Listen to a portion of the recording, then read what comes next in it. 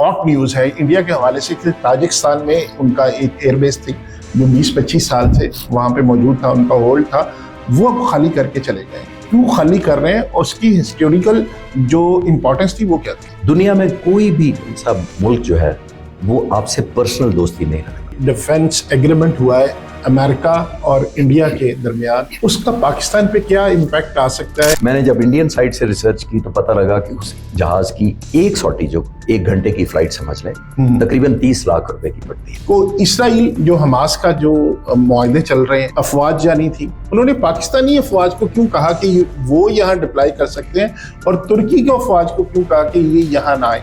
इस air chief को मैं जानता हूँ, ये बहुत हम्बल नजर आते हैं आपको, बहुत कंपोज नजर आते हैं, बड़े बड़े एग्रेसिव आते हैं। ये अलग बात है कि मेंबर पे कुछ ना कहें, खामोश लोग भी बलाके खतीब होते। जब से इजराइल बना है 78 सालों में उसके 5 जहाज एयर कॉम्बैट में तबाह हुए हैं, सारे पाकिस्तानियों ने मारे। इंडिया मान नहीं रहा कि राफेल गिरे हैं। अब एक इंडियन कह रहा है इजरायली चीफ को कि एयरफोर्स है दुनिया में जो समझती है वो तुमसे अच्छी है। उसने कहा कौन सी एयरफोर्स? उसने कहा पाकिस्तान है। अभी हमारी एयरफोर्स में इतनी सलाहियत है कि अभी जितनी भी अफगानिस्तान के अंदर ये प्रॉक्सीज बैठी हुई हैं, जाके उनको हम टारगेट कर सकते। 1965 की 17 दिनों की जंग से 5 घंटे में ज्यादा टनेज पे की थी हिंदुस्तान। अब ही क्यों हमने हमला करना शुरू कर दिया? वजह क्या? इन पायलट से चंद हफ्ते पहले इस वॉर से मिलकर आया। कभी 1000 फाइटर जहाजों वाली एयरफोर्स जंग में टैक्टिक्स इंप्रूव करती है, और वो भी पाकिस्तान एयरफोर्स जैसी एयरफोर्स के साथ जो 40 साल पे या हाईएस्ट अलर्ट है या अलर्ट। ये जो मुज़ाकरात हो रहे थे टर्किया और कतर वगैरह करवा रहे थे, तो ये कामयाब क्यों नहीं हुए? टेररिस्ट हमला करता है तो देखिए बिल्कुल डिफरेंट डायमेंशन। टेररिस्ट हाइडिंग करके आता है, अपने आप को कंसील करता है, अपनी टारगेट आइडेंटिफिकेशन आपको नहीं पता, टाइमिंग आपको नहीं पता होता कहाँ करेगा, उसका वेपन नहीं पता होता। डे 1 पे हमें बताया गया था, मैं भी जब as a young fighter pilot था, कि हम नंबर में हिंदुस्तान का मुकाबला कभी नहीं कर सकते। कहाँ पे गलती कर दिया इंडिया? पहली दफा हिस्ट्री में हुआ है कि एयरफोर्स के चीफ ने क्लियरेंस टू शूट के लिए उनको डिपेंडेंट ही नहीं किया। मेरे जहन में एक पायलट का नाम आ गया, शिवानगी कहाँ? हमारे जो ऐसे हैकर्स थे कि उनकी मदद ली गई, उन्होंने उनके सिस्टम जाम कर दिए, ऐसे था। हिंदुस्तान के वो नाम लेते हुए मुझे डर लगता है वो जल बख्शी नाराज हो जाएंगे। वो तो लिटरली गुस्से में थे। वो कह रहे थे कि ये मेरे लोग क्यों सोए रहे हैं जब पाकिस्तान एयरफोर्स ये लॉयटरिंग मिलिशिया खरीद। कोहली कैसा बैट्समैन? कहते वधिया है। मैंने कहा उस दिन कोहली मेरे से बैट लेके चला जाए और जाके सेंचुरी बना दे, तो वो सेंचुरी मेरी है कि कोहली की है? सवाल ये है कि एक फाइटर पायलट जब उड़ता है तो उसको पता होता है कि शायद मैंने वापस आना है या नहीं आना, तो वो क्या सोच के जाता है? आज आपसे घर जाके कोई पूछे कि आपने कितनी देर में फाइटर पायलट जहाज को मारता है, तो ज़ाहिर आप कहेंगे 1 मिनट। तो मैं अपने स्टूडेंट्स को कहता हूँ कि 1 मिनट नहीं, वो 10 साल और 1 मिनट। एक तरफ पाकिस्तान ने इस जंग में उनका सारा कुछ जैम कर दिया, ये भी जाहिर है इसी टेक्नोलॉजी से हुआ, तो पाकिस्तान को इतनी एक्सपर्टीज कहाँ से मिली? ये बहुत अच्छा सवाल है। कंफर्म इंफॉर्मेशन है, पाक फ़िज़ाइया के एयरफोर्स चीफ ने 3 साल तक इन पायलट्स को J-10C को एक ही ड्यूटी दी हुई थी, राफेल हंटिंग। बिस्मिल्लाहिर्रहमानिर्रहीम, अस्सलाम वालेकुम दोस्तों, मैं हूं नईम साकिर और आज मेरे साथ एक ऐसी शख्सियत मौजूद है जो पाक भारत तनाज़ा हुआ उसमें उन्होंने कुछ दिन पहले यानी 10-15 दिन पहले उन्होंने इंडिया को एक वार्निंग दी थी। वार्निंग ये दी थी कि पाकिस्तान एयरफोर्स से पंगा नहीं लेना, ये आपको बहुत बड़ा सरप्राइज देगी। और बाद में हमारे DG ISPR ने तो कहा था कि हम सरप्राइज देंगे, लेकिन उससे पहले उन्होंने ये बात कर दी थी। उन्होंने ये बात क्यों की थी? इसलिए कि वो खुद एयरफोर्स का हिस्सा रहे, पाकिस्तानी एयरफोर्स का हिस्सा रहे और फाइटर पायलट हैं। आपने उनको मुतअद्दिद टीवी चैनल्स पे देखा होगा। आज हम उनसे जो बात हमने करनी है वो बड़ी डिफरेंट किस्म की बातें होंगी। पूरी आपने ये वीडियो जरूर देखनी है। मेरे साथ खालिद चिश्ती साहब एक्स एयर कमोडोर मौजूद है। एयर कमोडोर होता है, कभी भी एक्स नहीं होता। तो आज मेरे साथ बड़ी सारी उनकी स्पेशलिटी है, उनको बहुत सारे अवार्ड्स मिले हुए हैं और आज जब हमने उनसे बात करनी है तो वो बातें जो आपके और मेरे जहन में है वो सारी आपको इस वीडियो में मिली। खालिद साहब बहुत बहुत शुक्रिया तशरीफ लाने का। बहुत शुक्रिया नईम साहब, आपने इन्वाइट किया है और इंतज़ार भी किया है। मैं आपसे माजरत ऑन एयर करता हूँ क्योंकि मैं तकरीबन 2.5 महीने पहले अमेरिका में था, तो आपने रब्ता किया था اور اس وقت سے آپ نے انتظار کیا کہ مائی پلیئر سر کہ آپ تشریف لائیں, اور بڑا اچھا لگا کہ آج آخر کار ہمیں وہ سر ٹائم فکس ہوتا ہے جب کسی نے آنا ہوتا ہے, ہر طرف سے اللہ تعالیٰ کی وہ ہوتے ہیں نا, وہ چیزیں ہمارے اختیار میں تھوڑی ہوتی ہیں, میں تو اس چیز کا قائل. اچھا سر جی, سب سے پہلے تو یہ بتائیے کہ آج کل ایک بڑی ہاٹ نیوز ہے انڈیا کے حوالے سے کہ تاجکستان میں ان کا ایک ایئر بیس تھی جو 20-25 سال سے وہاں پہ موجود تھا, ان کا ہولڈ تھا, وہ اب خالی کر کے چلے گئے. کیوں خالی کر رہے ہیں, اور اس کی ہسٹوریکل جو امپورٹنس تھی وہ کیا تھی؟ اس کی امپورٹنس یہ ہے کہ بنیادی طور پر انڈیا چاہتا تھا کہ سینٹرل ایشین اسٹیٹس کے ساتھ اچھے تعلقات ہیں. انڈیا چاہتا تھا اپنا ایک فٹ ہولڈ رکھنا وہاں پر. تاجکستان سے اس نے 2002 میں ڈیل کی کہ ہم یہ بیس آپ کا آپریشنلائز کریں گے, بلکہ ڈیولپ کریں گے, اس کو گرو کریں گے, ایکسپینڈ کریں گے اور انویسٹمنٹ کریں گے اس کے اوپر. تاجکستان کوئی 20 سال پہلے یا 25 سال پہلے اتنا ڈیولپ نہیں تھا اس طرح اتنا آج ہے. تو انہوں نے ان کے انڈر ایک کانٹریکٹ ان کو ایک بیس دے دیا. ظاہر ہے انڈیا کے لیے بہت بڑی سیلیبریشن تھی کہ بیونڈ بارڈرز آپ کے پاس ایک فٹ ہولڈ ہو یا بیس ہو. تو وہ آلموسٹ 10 سال کے لیے ایکسٹینشن ہوتی گئی ان کی. تو ابھی ریسنٹلی تاجکستان نے وہ فردر ایکسٹینشن نہیں دی, اور جس پہ وہ ظاہر ہے بڑے ڈس اپوائنٹڈ ہیں. یہ لیز ٹائپ جیسے ہوتا ہے کہ ہم نے آپ کو اتنے 10 سال کے لیے لیز دیا ہے جو ایکسٹینڈیبل ہوگا, ایکسٹینڈیبل ہوتا ہے, تو آپ کی مرضی ہے نہ ایکسٹینڈ کریں. اس دفعہ نے ایکسٹینڈ نہیں کیا. اور آپ کے ویورز کے لیے ایکسٹینڈ کیوں نہیں کیا؟ کیونکہ رشیا جتنا مرضی انڈیا کے کلوز ہو, اور چائنا بالکل ویسے کلوز نہیں ہے, ان کا تاجکستان پر بہت پریشر تھا. ظاہر ہے پاکستان کا بھی انفلوئنس تھا, پاکستان کے بھی اچھے تعلقات ہیں تاجکستان سے, بہت اچھے آج کل, ہم نے جہاز بھی دیے ان کو. یہ ذہن میں رکھیے گا کہ پھر ڈیولپ ہوا, پریشر ڈیولپ ہوا, تو وہ پریشر کی وجہ سے اس کو انہوں نے معذرت کر لیا کہ ہم آپ کو ایکسٹینڈ نہیں کر سکتے. اچھا, یہ کوئی چائنا کی اس میں بھی چائنا کا بھی رول ہے یا پاکستان کو اس کا تو کیا فائدہ ہو سکتا ہے؟ دیکھیے جیسے میں نے کہا, وہ تو ایک فٹ ہولڈ بہت امپورٹنٹ ہوتا ہے نا آج کل. آپ کو دوسرے ملک میں ایک بیس مل جائے, آپ فلائنگ کریں گے, آپ الیکٹرانکس ہے, آپ سرویلنس کر سکتے ہیں, آپ سیٹلائٹ ڈیٹا اکٹھا کر سکتے ہیں, آپ انفارمیشن لے سکتے ہیں. آپ کا ایک اسٹیشن بن گیا نا ایک اور جگہ پہ, ملک سے دور. جیسے امریکہ پوری دنیا میں اپنے رکھتا ہے اسٹیشنز, وہ اسی لیے رکھتا ہے کہ اس کا فٹ ہولڈ رہے, اس کی پریزنس رہے. وہ اچھا, یہ پاکستان میں اس کا بارڈر مطلب بہت قریب سے یہ والا ہمارا یہ لگتا تھا, اگر وہاں پہ ان کی مطلب فٹ پرنٹس ہوتے تو یہ ان کے لیے بڑی آسانی بنی. جی, یہ دیکھیں ایک سائیکولوجیکل بھی بڑا ہوتا ہے. جب آپ کا ایک بیس ہوتا ہے دشمن کی دوسری طرف اکراس بیسیکلی, اور یہ بڑی اسٹریٹجکلی امپورٹنٹ لوکیشن ہے. سینٹرل ایشین اسٹیٹس ہیں, نیچے افغانستان ہے, اس سے نیچے ایران ہے, اس طرف دیکھیں ترکی ہے. تو یہ لوکیشن وائز بڑا اسٹرانگ تھا یہ جگہ. اور ظاہر ہے جیسے میں نے کہا کہ بہت سارے نیبر ملک بہت انیزی ہوتے تھے, اور انیزی ہونے کی وجہ سے بڑے عرصے سے پریشر تھا, 15-20 سال سے ان کے اوپر کہ اس کو نکالیں, اور وہ کامیاب, obviously پریشر کامیاب ہو گیا, اور انڈیا کو انہوں نے معذرت کر لیا. جو ریسنٹ ایک ڈیفنس ایگریمنٹ ہوا ہے امریکہ اور انڈیا کے درمیان, اس کا پاکستان پہ کیا امپیکٹ آ سکتا ہے؟ ایک طرف ہم پاکستان میں امریکہ کے بڑے گڈی گڈی چل رہا ہے, ہمارے دوست ہیں, ہماری تعریفیں ہو رہی, دوسری طرف ہمارے دشمن سے ایک ایگریمنٹ ہو رہے ہیں. ایسا یہ جو ایگریمنٹ ہوا ہے نا, یہ اس سینس میں سرپرائز ہے بھی اور نہیں بھی. ٹھیک ہے, آپ دونوں میں ایکسپلین کر دیتا ہوں. دیکھیے 2005 میں منموہن سنگھ پرائم منسٹر تھے ہندوستان کے, پہلی دفعہ ایگریمنٹ ہوا 10 سال کا ڈیفنس ایگریمنٹ.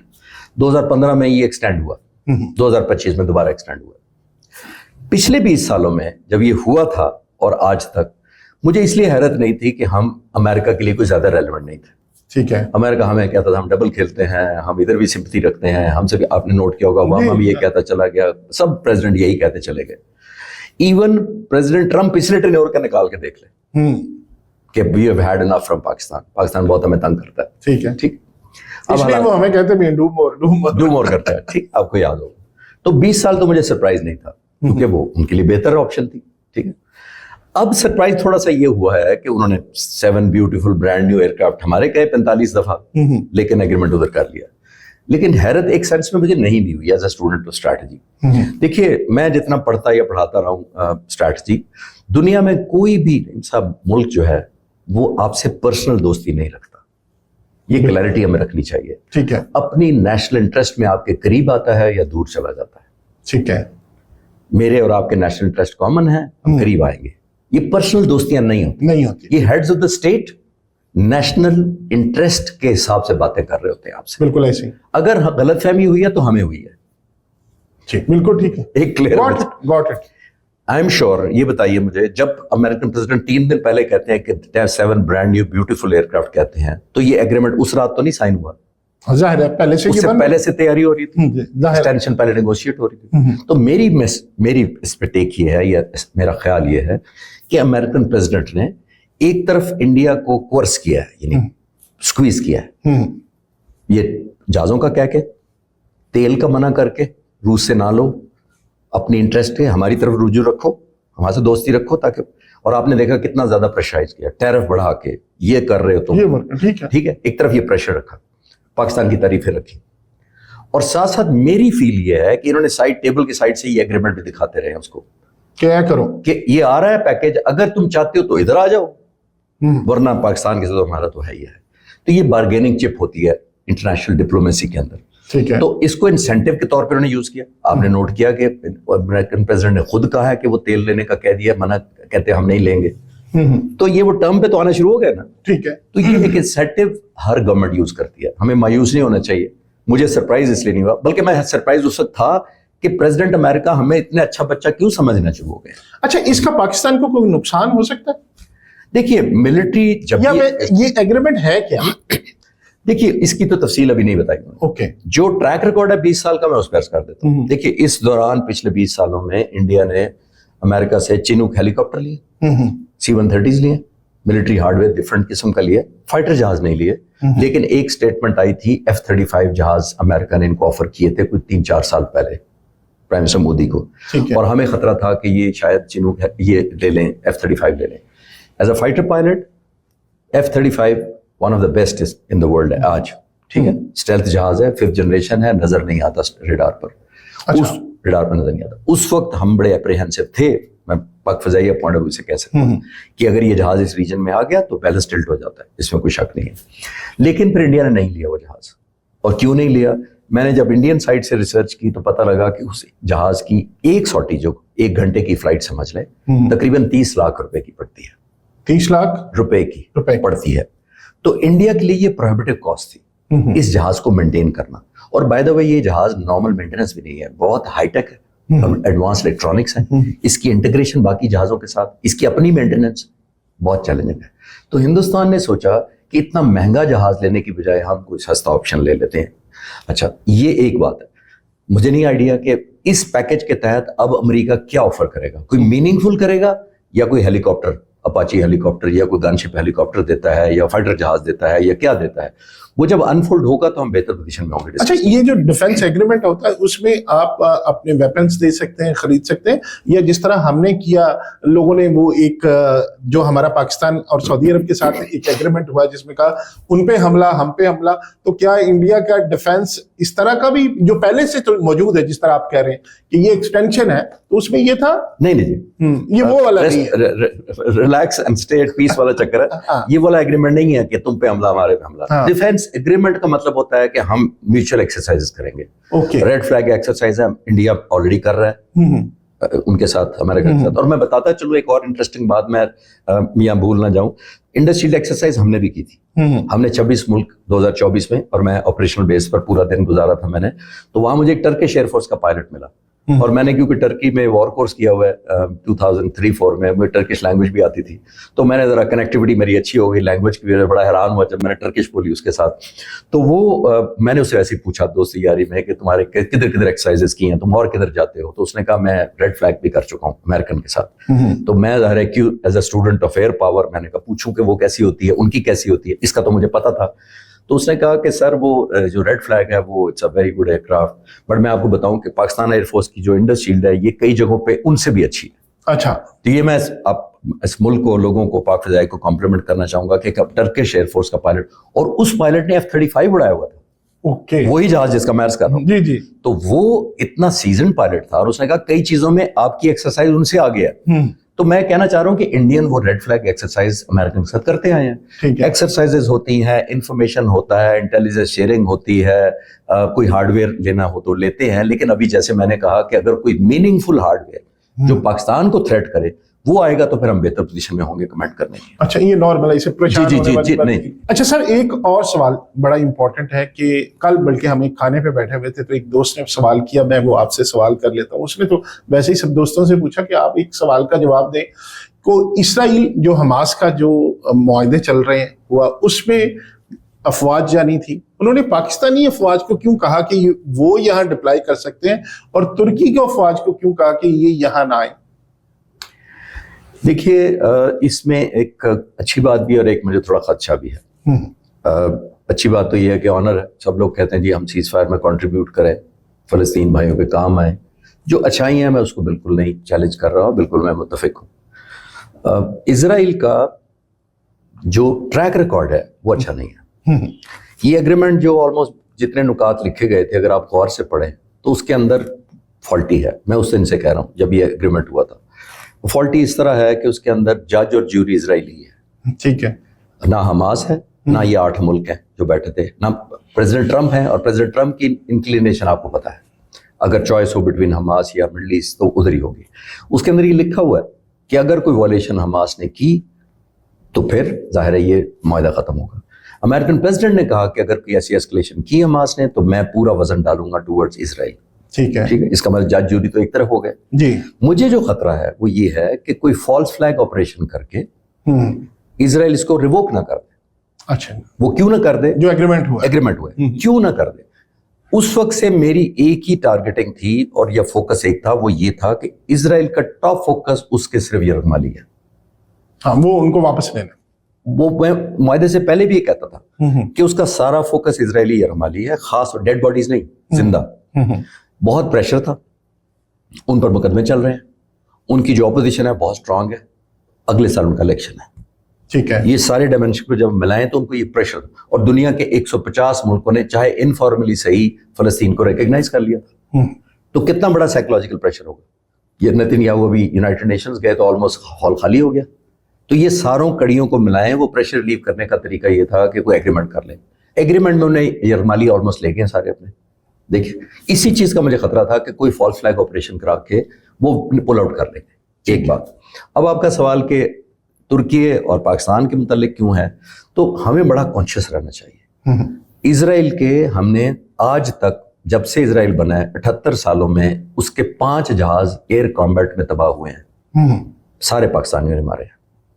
اچھا, یہ ذہن میں رکھیے. ٹھیک ہے. تو پاکستان کے ساتھ اسی ایک ایلیمنٹ آف ڈسکمفرٹ نہیں, اگر اس سے بھی زیادہ کوئی لفظ ہو میں سخت نہیں استعمال کرنا چاہتا, وہ 78 سالوں سے ہے. ٹھیک ہے. ہمارے پائلٹس یہاں سے والنٹیئر کر کے گئے تھے. اگر میں یہ کہوں, میں کہہ سکتا ہوں, اگر میں یہ کہوں کہ وہ اصل جو دشمن سمجھتے ہیں تو وہ پاکستانیوں کو سمجھتے ہیں. بالکل ٹھیک ہے. ٹھیک ہے. اور آج کا نہیں ہے, اور وہ ٹکر بھی پاکستانی دیتے ہیں. دیکھیں میں as a young fighter pilot, ہم اپنے کوٹا نیوکلیر پلانٹ کا ڈیفینڈ کرتے رہے. ہمیں 2 ملکوں سے خطرہ تھا, ہمارا نیوکلیر پلانٹ پر حملہ کون کرے گا, اور دونوں کو آپ کو راکٹ سائنس تو نہیں چاہیے, کوئی کیلکولیٹر تو نہیں چاہیے. ہاں بالکل. بس تو یہ میں عرض کرتا چلوں کہ وہ بہت زیادہ ان ایزی ہے. تو ہمیں بڑا کانشیس انٹری کرنی چاہیے, بیکاز خدا نہ خواستہ وہ ہمیں نہ سیبوٹاج کر دے ہمارے فوجیوں کو, جو ہمارا ٹروپس پریزنس ہوگی اپنے ہی لوگوں سے فالس فلیگ کرا کے ڈبل نہ کھیل جائے کہ یہ حماس نے مارا ہے یا یہ حملہ نے کیا ہے. اور ایک اور آخری بات اس سوال کے جواب نہیں صاحب میں ضرور عرض کرتا چلوں. دیکھیے ہم سب کہہ رہے ہیں 2 چیزیں ہمیں ضرور ذہن میں رکھنی چاہیے. یہ جو ڈپلائمنٹ ہو رہی ہے یہ یونائٹڈ نیشنز کا مینڈیٹ ابھی تک نہیں ہے. ٹھیک ہے, نہیں بھولنا چاہیے. یہ امریکن پریزیڈنٹ کا مینڈیٹ ہے اس وقت, یا ان کا اسپانسرڈ ہے, یوں سمجھ ان کا گارنٹیڈ کہہ لیں, جس طرح مرضی یوز کر لیں. یونائٹڈ نیشن نے اس کو UN فورسز نہیں کہا. بالکل ایسے ہی پوری دنیا میں UN فورسز ڈپلائے ہوتی ہیں. امریکہ کے کہنے پہ 8 ملک یا 6 ملک یا جو بھی ہوں وہ ڈپلائی نہیں ہوتے. پہلی بات یہ. دوسری بات یہ ہے کیونکہ یونائٹڈ نیشنز کا یہ نہیں ہے مینڈیٹ, تو لا یا رولز کیا ہوں گے یہاں پہ انگیجمنٹ کے. ٹھیک ہے. صومالیہ میں, دنیا میں کہیں جب فوجیں جاتی ہیں تو یونائٹڈ نیشنز کے رولز گورن کرتے ہیں. جی, پروٹیکشن بھی ہوتی ہے, سیکورٹی بھی ہوتی ہے, حالانکہ حملے ان پہ بھی ہو جاتے ہیں لیکن اس کے باوجود چلے, اور ان کی امپاورمنٹ ہوتی ہے کہ اگر یہ ہو تو آپ یہ کر سکتے ہیں. ٹھیک ہے. وہ رول طے نہیں ہوئے ابھی تک. ہوئے کہیں تو مجھے کوئی بتا نہیں ہوئے. تو آئی تھنک رول طے ہونے کے بعد میں بہتر پوزیشن میں ہوں گا کمنٹ کرتے ہوئے کہ یہ ہمارے فیوریبل ہیں یا انفیوریبل. اچھا نہیں, اس میں ایک چیز ہے, اگر پاکستانی افواج وہاں ڈپلائی ہوتی ہیں اس کے بعد وہاں سے کوئی آپریشن ہوتا ہے تو کون, کیا امریکہ اس پہ اسرائیل پہ حملہ کر دے گا اسرائیل پہ, یا ان کو ہمارے حق میں ان سے جنکشن کرے گا, یا ان پہ ہمارے اینڈ پہ ہماری مدد کرے گا, اس طرح وہ ان کا بغل بچہ. یہی تو لائکلی نہیں ہے نا. میرا اپریہنشن بھی یہی ہے کہ دیکھیں امریکہ اس وقت نیوٹرل تو نہیں ہے نا. ہم کہہ سکتے ہیں اگر نیوٹرل ہوتا تو پھر 70,000 لوگ شہید نہ ہوتے اور 2 سال سے زیادہ جنگ نہ چلتی. تو نیوٹرل نہیں ہے. اب نیتن یاہو پر پریشر آیا, جس کا میں نے پچھلے سوال کے جواب میں عرض کیا, تو جب اتنا پریشر بلڈ ہوا تو اس کی مجبوری بنا ایک پولیٹیکل, ڈومیسٹک, لیگل, الیکشن سب کچھ ملا لیں تو وہ یہاں تک آیا, اور پھر قیدی وہ لے گیا اپنے, یرغمالی اپنے لے گیا واپس. جی تو اب اس کے سٹیک بہت کم ہے اس ایگریمنٹ میں, کہنا میں یہ چاہ رہا ہوں. اوکے ٹھیک ہے, سٹیک بہت کم ہے, اور سٹیک اگر کم ہے تو کوئی فالس فلیگ آپریشن کر کے وہ پارٹ 2 آف آپریشن نہ شروع کر دے کہ دیکھا حماس نے یہ کیا, اور فالس فلیگ آپریشن کرنے کا اس کا بڑی دوستی ہے انڈیا کے ساتھ. وہ ماسٹر. اچھا, اس میں وہ جو عام ایک جنرل پبلک کی رائے ہوتی ہے, یہ ایک عام آدمی ایک شہری کی حیثیت سے وہ بات کرتے تھے کہ یار وہ اس لیے کیا, دوسرے دوست نے جواب دیا کہ یار وہ اس لیے کیا کہ پاکستانی فوجیوں کو ٹریپ کرنا آسان ہے, تو ان کا ترکیہ والوں کا کبھی بھی ارطغرل جاگ سکتا ہے, تو وہ اس سے ڈرتے بھی ہیں. یہ لائٹر نوٹ پہ ہو سکتا ہے. اچھا, وہ ایسی بات نہیں ہے. نہیں ایسی بات, میں تو ایسے عرض کیا نا کہ ہم نے جہاز ان کے مارے, وہ بدلہ لے سکتا ہے کسی بھی طریقے سے. دیکھیے embarrassment تو ہے نا, 78 سالہ ہے ہسٹری, 73 میں کتنے سال گزر گئے, بھولا نہیں ہے, 50 سال سے اوپر ہو گئے, اس کو بھولا نہیں ہے کہ آج تک پوری دنیا میں اگر کسی نے جہاز گرائے تو پاک فضائیہ کے پائلٹوں نے گرائے. اور دوسری بات کہ ساری دنیا اگر ان کو مان بھی لے تو یہ قوم ایسی ہے, یہ پاکستانی ایسے ہیں جو ہمیں تسلیم کرنے میں رکاوٹ بڑی یہی ہے. دیکھیے میں سپورٹ کر دیتا ہوں اپنے آرگومنٹ کو. پشپندر سنگھ ایک رائٹر تھے انڈین سکھ, انہوں نے پاکستان پہ ایئر فورس پہ کتاب لکھی تھی 65 کی جنگ کے فوراً بعد, فضائیہ psyche of Pakistan air force. وہ پاکستان لاہور میں بڑے ہوئے تھے, مری میں پیدا ہوئے تھے. انہوں نے ہمارے ایئر فورس چیف کو ملے اور کہا کہ جی میں وزٹ کرنا چاہتا ہوں پیدائش کی جگہ, اور میں لاہور میں بڑا ہوں. وہ پاکستان تشریف لائے ایئر فورس کے گیسٹ کے طور پر. تو میں ان کا پروٹوکول آفیسر تھا, یہ ایئر 2000 کی بات ہے, 25 سال پرانی بات. میں ان کا پروٹوکول کنڈکٹ کیا میں نے ان کو مختلف جگہوں پہ. تو وہ مجھے بتاتے تھے, انڈین رائٹر ایویشن کے تھے. انہوں نے مجھے کہا کہ میں ایک ایئر شو کے اوپر اسرائیلی ایئر فورس چیف کو ملا, اور میں نے اسرائیلی ایئر فورس چیف کو کہا کہ دنیا میں ایک ایئر فورس ہے جو سمجھتی ہے کہ وہ تم سے بھی اچھی ہے. ٹھیک ہے. اب ایک انڈین کہہ رہا ہے اسرائیلی چیف کو کہ ایک ایئر فورس ہے دنیا میں جو سمجھتی ہے کہ وہ تم سے اچھی ہے. تو اسرائیلی چیف انہوں نے کہا, پشپندر سنگھ نے, کہ اسرائیلی چیف نے کہا کون سی ایئر فورس؟ اس نے کہا پاکستان ایئر فورس. اب کون کہہ رہا ہے؟ انڈین اسرائیلی پاکستان کے بارے میں, پاکستان ایئر فورس بارے میں. تو جواب سنیے اس نے کیا کہا, مجھے آج بھی یاد ہے. اسرائیلی ایئر فورس چیف نے پشپندر سنگھ کو کہا, جو انہوں نے مجھے کہا, انہوں نے کہا اسرائیلی ایئر فورس چیف نے کہا مجھے نہیں پتا کہ پاکستان ایئر فورس ہم سے اچھی ہے کہ نہیں ہے, مجھے صرف یہ پتا ہے کہ 5 جہاز آج تک اسرائیل ایئر فورس کے ایئر کامبیٹ میں لوز ہوئے ہیں, 5 پاکستانیوں نے مارے. اس سے پہلے کسی نے نہیں مارے, آج تک نہیں مارے. 78 سال کوئی نہیں مار سکا, نہیں کوئی عرب ملک آج تک نہیں مار سکا. اندازہ لگا. ایئر مارشل نور خان ہمارے ایئر فورس چیف تھے 65. جی. آئزر وائزمین اسرائیلی ایئر فورس چیف تھے اسرائیل کے, بعد میں اسرائیل کے پریزیڈنٹ بنے. وہ اپنی کتاب میں لکھتے ہیں, انگریزی میں لکھتے ہیں, میں اردو میں کوشش کرتا ہوں ٹرانسلیٹ کرنے کی. ایئر مارشل نور خان کے بارے میں ایک اسرائیلی کہہ رہے ہیں جو ہمارے ایئر فورس چیف تھے, انہوں نے کہا نور خان ایک زبردست آدمی ہے, اور میں شکر کرتا ہوں کہ یہ مصری نہیں ہے, پاکستانی ہے. کیا شکر کرتا ہوں؟ مصری نہیں, ایجپشن نہیں ہے, یہ ہمارے پاس ہوتے. میرا دشمن نہیں ہے. میرا دشمن نہیں ہے. میں شکر کرتا ہوں یہ میرا دشمن نہیں ہے. تو بھائی یہ میں آپ کو ریلیشن شپ ثابت کر دیا کہ ہماری کیا پوزیشن. اچھا, ایک اسی سے ریلیونٹ سوال, چونکہ ہم انڈیا کی ایئر بیس کی بھی بات کی ہے, اس سے ریلیونٹ ایک سوال بنتا ہے کہ آپ نے 1 مئی کو یہ کس طرح بات کر دی تھی کہ انڈیا کو ایک میسج دے دیا تھا ویڈیو کے ذریعے کہ پاکستان آپ کو سرپرائز دے گا, پنگا نہیں لینا. کیسے؟ اس کی بیک گراؤنڈ یہ ہے جی, میں 2019 سے اپنا چینل کر رہا تھا, شوقیہ, ریٹائرمنٹ کے بعد مجھے بہت شوق تھا, یونیورسٹیز میں پڑھاتا تھا, انکلوڈنگ لمس. آج کل بھی لمس میں پڑھاتا. جی. تو پڑھاتے پڑھاتے یہ تھوڑی سی عادت باتیں کرنے کی ہو گئی. ایئر فورس نے بھی بہت تربیت کی تھی, اور پھر میں جب ڈاکومنٹریز کا سوچا تو پہلے میں نے سوچا کہ نہیں بنانی چاہیے. پھر بیٹے نے بڑا انکریج کیا, اجلال نے, آسٹریلیا میں ہوتا ہے, تو اس نے بڑا انکریج کیا, تو میں نے ڈاکومنٹریز بنانی شروع کر دی, اور میں 6 سال سے کر رہا تھا. اور کوئی 1.5 سال پہلے اللہ تعالیٰ کی مہربانی تھی کہ مجھے عزت افزائی ہوئی کہ پاک فضائیہ نے مجھے فارملی ایک اجازت دے دی ایئر فورس بیسز کے وزٹ کرنے کی. انڈس شیلڈ ایکسرسائز ہوئی, 26 ملکوں نے حصہ لیا, اس میں انوائٹڈ تھا. National aerospace science and technology پاک کا افتتاح ہوا, بہت ساری ایونٹس ہوئے, ایون اس جنگ سے پہلے بھی اور بعد میں بھی جب یہ ہوا کانفلکٹ. تو میں ایئر ہیڈ کوارٹر وزٹ کر چکا ہوں, وہی آپریشن روم وزٹ کر چکا ہوں جہاں سے جنگ لڑی گئی تھی. تو میں اس ڈیٹا کی بنیاد پر, کیونکہ میں ان پائلٹ سے چند ہفتے پہلے اس وار سے مل کر آیا تھا, اپنے چینلز کی ڈاکومنٹری کے سلسلے میں مجھے اجازت دی گئی تھی. پہلی دفعہ J-10C پائلٹس اور JF-17 تھنڈر بلاک 3 پائلٹس کے ساتھ میں نے پورا دن گزارا تھا. اچھا. ان کا ویڈیو انٹرویو کیا تھا, اور وہ الحمدللہ میں نے ابھی ڈالا ہی تھا, مجھے نہیں پتا تھا, اس کے 2 مہینے بعد ہی اسکلیشن ہو جانی ہے. جب اسکلیشن ہوئی تو بہت سے دوستوں نے مجھے کہا کہ یہ حالات خراب ہو رہے ہیں, کچھ کامنٹ کرو اس کے اوپر کہ یہ, کیونکہ ایئر فورس ڈپلوائے ہو چکی تھی وار لوکیشنز پر. 1 مئی کو میں نے سوچا کہ میں کچھ بات کروں, اور میں نے اچھا اس سے پہلے آپ انالیسس نہیں کرتے؟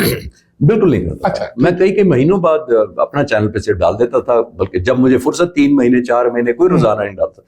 1 مئی کو میں نے سوچا کہ میں کوئی بات کر دوں, اور اتنا بھی ٹائم میرے پاس نہیں تھا کہ میں کیمرے آن کرتا, میں نے صرف وائس پہ کیا اور باقی گرافکس ڈال دی, کیمرے ویمرے کا سیٹ ڈال, کیونکہ جنگ کسی وقت بھی لگتا تھا لگ جائے گی. تو 1 مئی کو میں نے ڈالی, اس کانفلکٹ سے جس دن 7 جہاز مارے گئے اس سے 6 دن پہلے یوں سمجھ لیں. تو 1 مئی کو میں نے اس 5 منٹس ویڈیو میں, جو الحمدللہ بعد میں 1 ملین ویوز تک چلے گی چند دنوں میں ہی, کیونکہ وہ ریلیونٹ ہو گئی اور سچ ثابت ہو گئی. تو میں نے اس 5 سالہ تجربے پہ پلس خاص طور پہ جو پاک فضائیہ کے موجودہ سربراہ چیف مارشل ظہیر احمد بابر سدھو, جن کو میں 40 سال سے جانتا ہوں تقریباً, تو ان کے ساتھ میری ایسوسیشن سے میں وزٹس کرتا تھا, تو مجھے پتا تھا کہ ایئر فورس کس لیول آف ریڈینس پر جا چکی ہے آج الحمدللہ پاک فضائیہ. تو میں نے اس کی بنیاد پر صرف یہ کہا تھا اس ویڈیو میں کہ اس ایئر چیف کو میں جانتا ہوں, یہ بہت ہمبل نظر آتے ہیں آپ کو, بہت کمپوز نظر آتے ہیں, بڑے بڑے اگریسو آتے ہیں بھائی سے, یہ کہا تھا. اور یہ میں نے کہا تھا کہ میں ہندوستان ایئر فورس کو, وہ ایک شعر ہے نا کہ یہ الگ بات ہے کہ ممبر پہ کچھ نہ کہیں, خاموش لوگ بھی بلاغ خطیب ہوتے ہیں, وہی ہمبل نظر آتے ہیں وہ ظاہر. ایگزیکٹلی, تو میں ان کو جانتا تھا, میں کٹے فلائنگ کر چکے تھے, تو میں نے یہ کہا تھا, چھوٹی سی, میں پریڈکٹ تو نہیں کر سکتا اللہ تعالیٰ سے ڈر کے, میں نے صرف اینالائز کیا تھا کہ انڈین ایئر فورس کو پاکستان ایئر فورس کے ساتھ انگیج نہیں کرنا چاہیے, اور میں نے یہ لفظ یوز کیا تھا کہ یہ آپ کو سرپرائز دے گی, اور 6 دن بعد سرپرائز ہو گیا. اچھا سر, اس میں ایک بڑا ریلیونٹ سا کوشچن بنتا ہے کہ ہماری بہت سارے پاکستان کی جس طرح پولیٹیکل پولرائزیشن ہے, بہت سے لوگوں نے کہا کہ یہ چیز جو کامیابی تھی یہ پاک آرمی کی نہیں, یہ پاک air force, Pakistan air force کی ہے.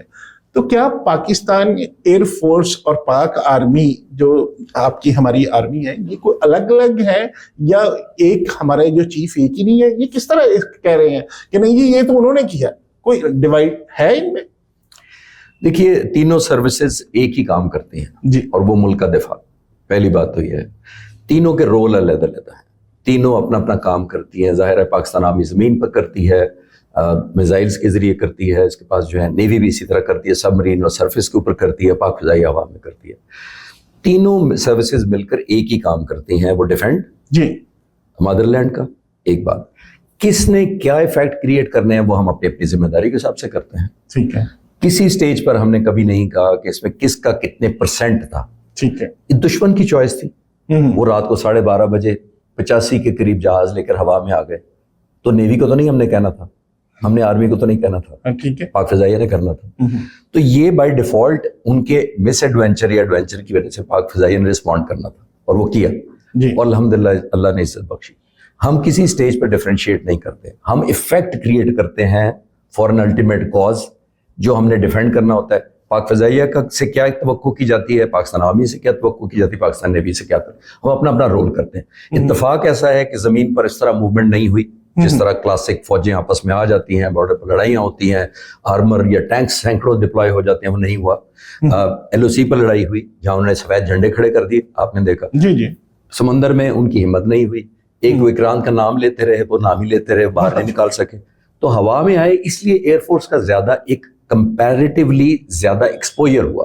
اور ظاہر ہے جو پاک فضائیہ نے جس طرح قوم کی توقعات سے بھی آگے کر کے پرفارم کیا ہے وہ قابل تعریف ہے. خالد صاحب, آپ نے یہ کہا کہ رول الگ الگ ہے, ڈیفینیٹلی جہاں دشمن اٹیک کرے گا تو, لیکن ہے سارے پاک آرمی ایک ہی ہے, اور سب کا جو بھی کریڈٹ یا ڈسکریڈٹ ہوتا ہے وہ سب کو ایک طرح سے جاتا ہے. جی, مسلح افواج ایک ہی, جیسے میں نے کہا ایک یونٹ اور ایک بازو کی طرح لڑتی ہیں. ایٹ دی اینڈ جیسے میں نے کہا کس کو کیا رول ادا کرنا ہے, اس نے کیا ایفیکٹ کس طرح کریٹ کرنے ہیں, اس کی کنٹریبیوشن کیا ہوگی, وہ علیحدہ علیحدہ ہوتی ہے, بٹ ہم کریڈٹ وائز کبھی علیحدہ نہیں لیتے. اچھا, یہ ایک $1 ملین سوال جس کا آپ ذرا اور طریقے سے جواب دیجیے گا کہ انڈیا مان نہیں رہا کہ رافیل گرے ہیں, لیکن ہمارے آپ کے موجودہ دوست ٹرمپ صاحب ہر دوسری تقریر میں تقریباً 20 سے زیادہ دفعہ وہ کہہ چکے ہیں کہ رافیل گرے ہیں. پاکستان آرمی چیف بڑی زبردست شخصیت ہیں, تعریف کرتے ہیں. تو اصل حقیقت کیا ہے اور کس طرح اس کو ثابت کیا جا سکتا ہے؟ دیکھیں, اتنا ہی کافی ہے کہ میرا خیال ہے دنیا میں प्रेसिडेंट ट्रम्प से ज्यादा इन्फॉर्म तो आदमी कोई नहीं होगा, चाहे हम माने या ना माने। अमेरिकन प्रेसिडेंट है, उनके पास एजेंसियां हैं, सैटेलाइट्स हैं, रिसोर्सेज हैं, CIA है, क्या नहीं है उनके पास उनके डिस्पोजल पर। अगर वो कह रहे हैं 7 ब्रांड न्यू ब्यूटीफुल एयरक्राफ्ट जी, तो ये किसका नैरेटिव वो ठोक कर रहे हैं? पहली बात तो ये है। अच्छा, दूसरी बात नईम साहब एक ज़हन में रखनी चाहिए, देखिए सच सर चढ़ के बोलता है जी। हमने चंद घंटे के अंदर प्रेस कॉन्फ्रेंस कर दी पाक फ़िज़ाइया ने ISPR के साथ मिलकर, और तादाद बता दी हमने ये किया, सिर्फ एक जहाज बाद में ऐड किया क्योंकि वो भी हमें ह्यूमन इंटेलिजेंस से बाद में कंफर्म हुआ, हमारे डाटे में था। लेकिन हमारी देखिए, मैं आपके व्यूअर्स को आसानी के लिए बताता चला हूँ कि उस रात जब शूटिंग हुई है, अल्हम्दुलिल्लाह मुझे तकरीबन रात को 1:30 बजे पाक फ़िज़ाइया की टॉप लीडरशिप से फ़ोन आया। मैं क्रेडिबिलिटी कंपेयर करने लगा हूँ, ठीक है। फ़ोन आया और उन्होंने कहा सर अल्हम्दुलिल्लाह हमने इतने शूट कर दिए हैं जहाज, पहले 6 कहा, फिर 5 कहा। तो मैंने कहा कि सर अभी तो आप 6 कह रहे थे, तो उन्होंने कहा नहीं, 6ठा हमें रैकेज कंफर्म नहीं हो रहा इंडिया की तरफ से, जब वो होगा तो 6ठा ऐड करेंगे। यानी क्रेडिबिलिटी का ये हाल है कि उनके जहाज़ों का डाटा, उनकी वीडियोस, उनकी सारे EW सेंसर्स वगैरह सब कंफर्म कर रहे हैं कि हमने मार दिए 6, लेकिन क्योंकि फिजिकल मलबा नहीं कंफर्म हो रहा तो उन्होंने कहा नहीं 6 नहीं, हम 5 क्लेम करेंगे। हमारी सेंसिटिविटी कह रहा हूँ, क्रेडिबिलिटी कह रहा हूँ, इतनी ज्यादा हम कॉन्शियस थे कि गलत ना हो जाए, ऑथेंटिक इंफॉर्मेशन बात करें, ठीक है। इंडियन एयरफोर्स पे आ जाते हैं, उनके CDS chief of defence staff Anil Chauhan साहब सिंगापुर जाते हैं और वहां कहते हैं हाँ नुकसान हुआ लेकिन जंग में होता रहता है। उस दिन आपने क्यों नहीं बताया, आपने हमारे भी मारे हैं। हाँ ठीक है, बता पहली बात। आप कहते हैं नुकसान दोनों तरफ का हुआ है, चले हम मान लेते बाद में। उन्होंने उसने पूछा था एंकर ने कि आपका नुकसान हुआ जहाज से, आपके हाँ होता रहता है। फिर जो बड़ी अजीब बात की जो आज तक मैं 6ठे महीने में भी हजम नहीं कर पा रहा, चीफ ऑफ डिफेंस स्टाफ कहते हैं कि जंगों में नुकसान होता रहता है, हमें पता लगा हमारे टैक्टिक्स फॉल्टी हैं, तो हमने फिर इम्प्रूव किए, तो फिर हमने 2 दिन बाद 10 तारीख को बड़ा ज़बरदस्त मुजाहरा किया। तो मैं अक्सर चैनल्स पर कह चुका हूँ और आपके व्यूअर्स को माजरत के साथ के दोबारा रिपीट कर रहा हूँ, कभी 1000 फाइटर जहाज़ों वाली एयरफोर्स जंग में टैक्टिक्स इम्प्रूव करती है, और वो भी पाकिस्तान एयरफोर्स जैसी एयरफोर्स के साथ जो 40 साल पे या हाईएस्ट अलर्ट है या अलर्ट है।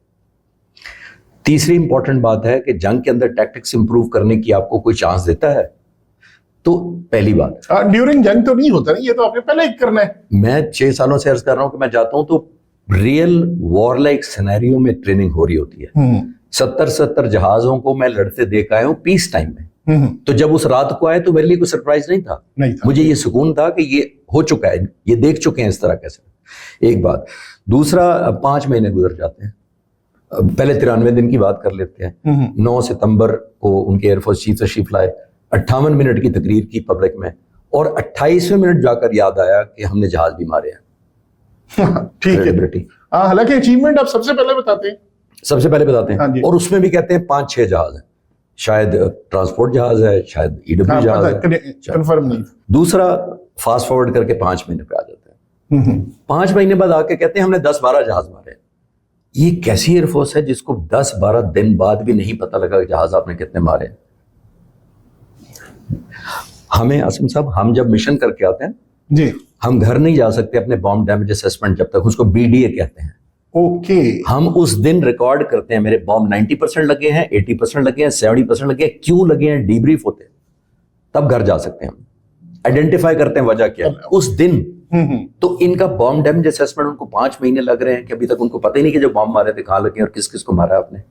लेकिन वो सर सच्ची गल नहीं सी ना वो एक अलग सब्जेक्ट। अच्छा सर, ये हम इसको हम दोबारा यहीं से मैं कंटिन्यू करूंगा कि डिफरेंस क्या है दोनों फोर्सेस के दरमियान, हमारे पास कौन से इक्विपमेंट्स हैं, हमारे पास कौन से ज्यादा जो हम कह लें कि यूज कर रहे हैं वॉर में, हमारे हथियार ऐसे कौन से हैं, जिन वेपन्स कौन से ऐसे हैं जो इंडिया के पास नहीं है, किस तरह हमने कामयाबी ली, ये भी हम डिस्कस करेंगे। लेकिन इससे पहले थोड़ा सा जो कि करंट जो सिनेरियो चल रहा है उसमें कल एक मैसेज, एक वीडियो चली है, मुबैना वीडियो, जिसमें तालिबान ये कह रहे हैं कि हम पाकिस्तान पे चढ़ाई करेंगे, इस्लामाबाद पे चढ़ाई करेंगे, लाहौर पे कब्जा करेंगे। तो ये पाक अफगानिस्तान के जो मामलात हैं इसको कैसे देखते हैं और इस वीडियो को कैसे एनालिसिस करते हैं? इत्तेफाक से मैंने तो वीडियो नहीं देखी जी, लेकिन देखिए इस वक्त इंडिया उनको सपोर्ट कर रहा है। इंडिया IT सेक्टर का बहुत बड़ा प्लेयर है, दुनिया का बहुत बड़ा शेयर है उसका, तकरीबन $285 बिलियन साल में वो कमाता है IT सेक्टर से। जी, इसकी इंपोर्ट दुनिया में तकरीबन जो ग्लोबल आउटसोर्सिंग है IT की, उसका 55% हिस्सा इंडिया के पास है। تو ظاہر ہے ان کی انگلیوں پہ ہے یہ گرافک کرنا, ویڈیو بنانا, فیک بنانا, اے آئی کے تھرو بنانا. آپ میڈیا کے لوگ ہیں, آپ زیادہ جب سمجھتے ہیں کہ اس کو کوئی مشکل نہیں رہ گیا کہ کیا پرسیپشن آپ بلڈ کرنی ہے. پہلی بات تو یہ. دوسری بات یہ دیکھیے, انڈیا کی طرف سے ان کو انکریج کی جاتا ہے کہ آپ یہ کہیں اور اتنا تھریٹ کریں اور کاؤنٹر, کیونکہ ہمارے ڈیفینس منسٹر نے بھی ایسا کہا, ہم نے کر کے دکھایا. ہماری مسلح افواج نے چند دن پہلے جو پریسیجن سٹرائکس کی تھی, اور ان کی ڈیٹیلز آپ نے نہیں پوچھی اس لیے ابھی اس پہ نہیں جاتے.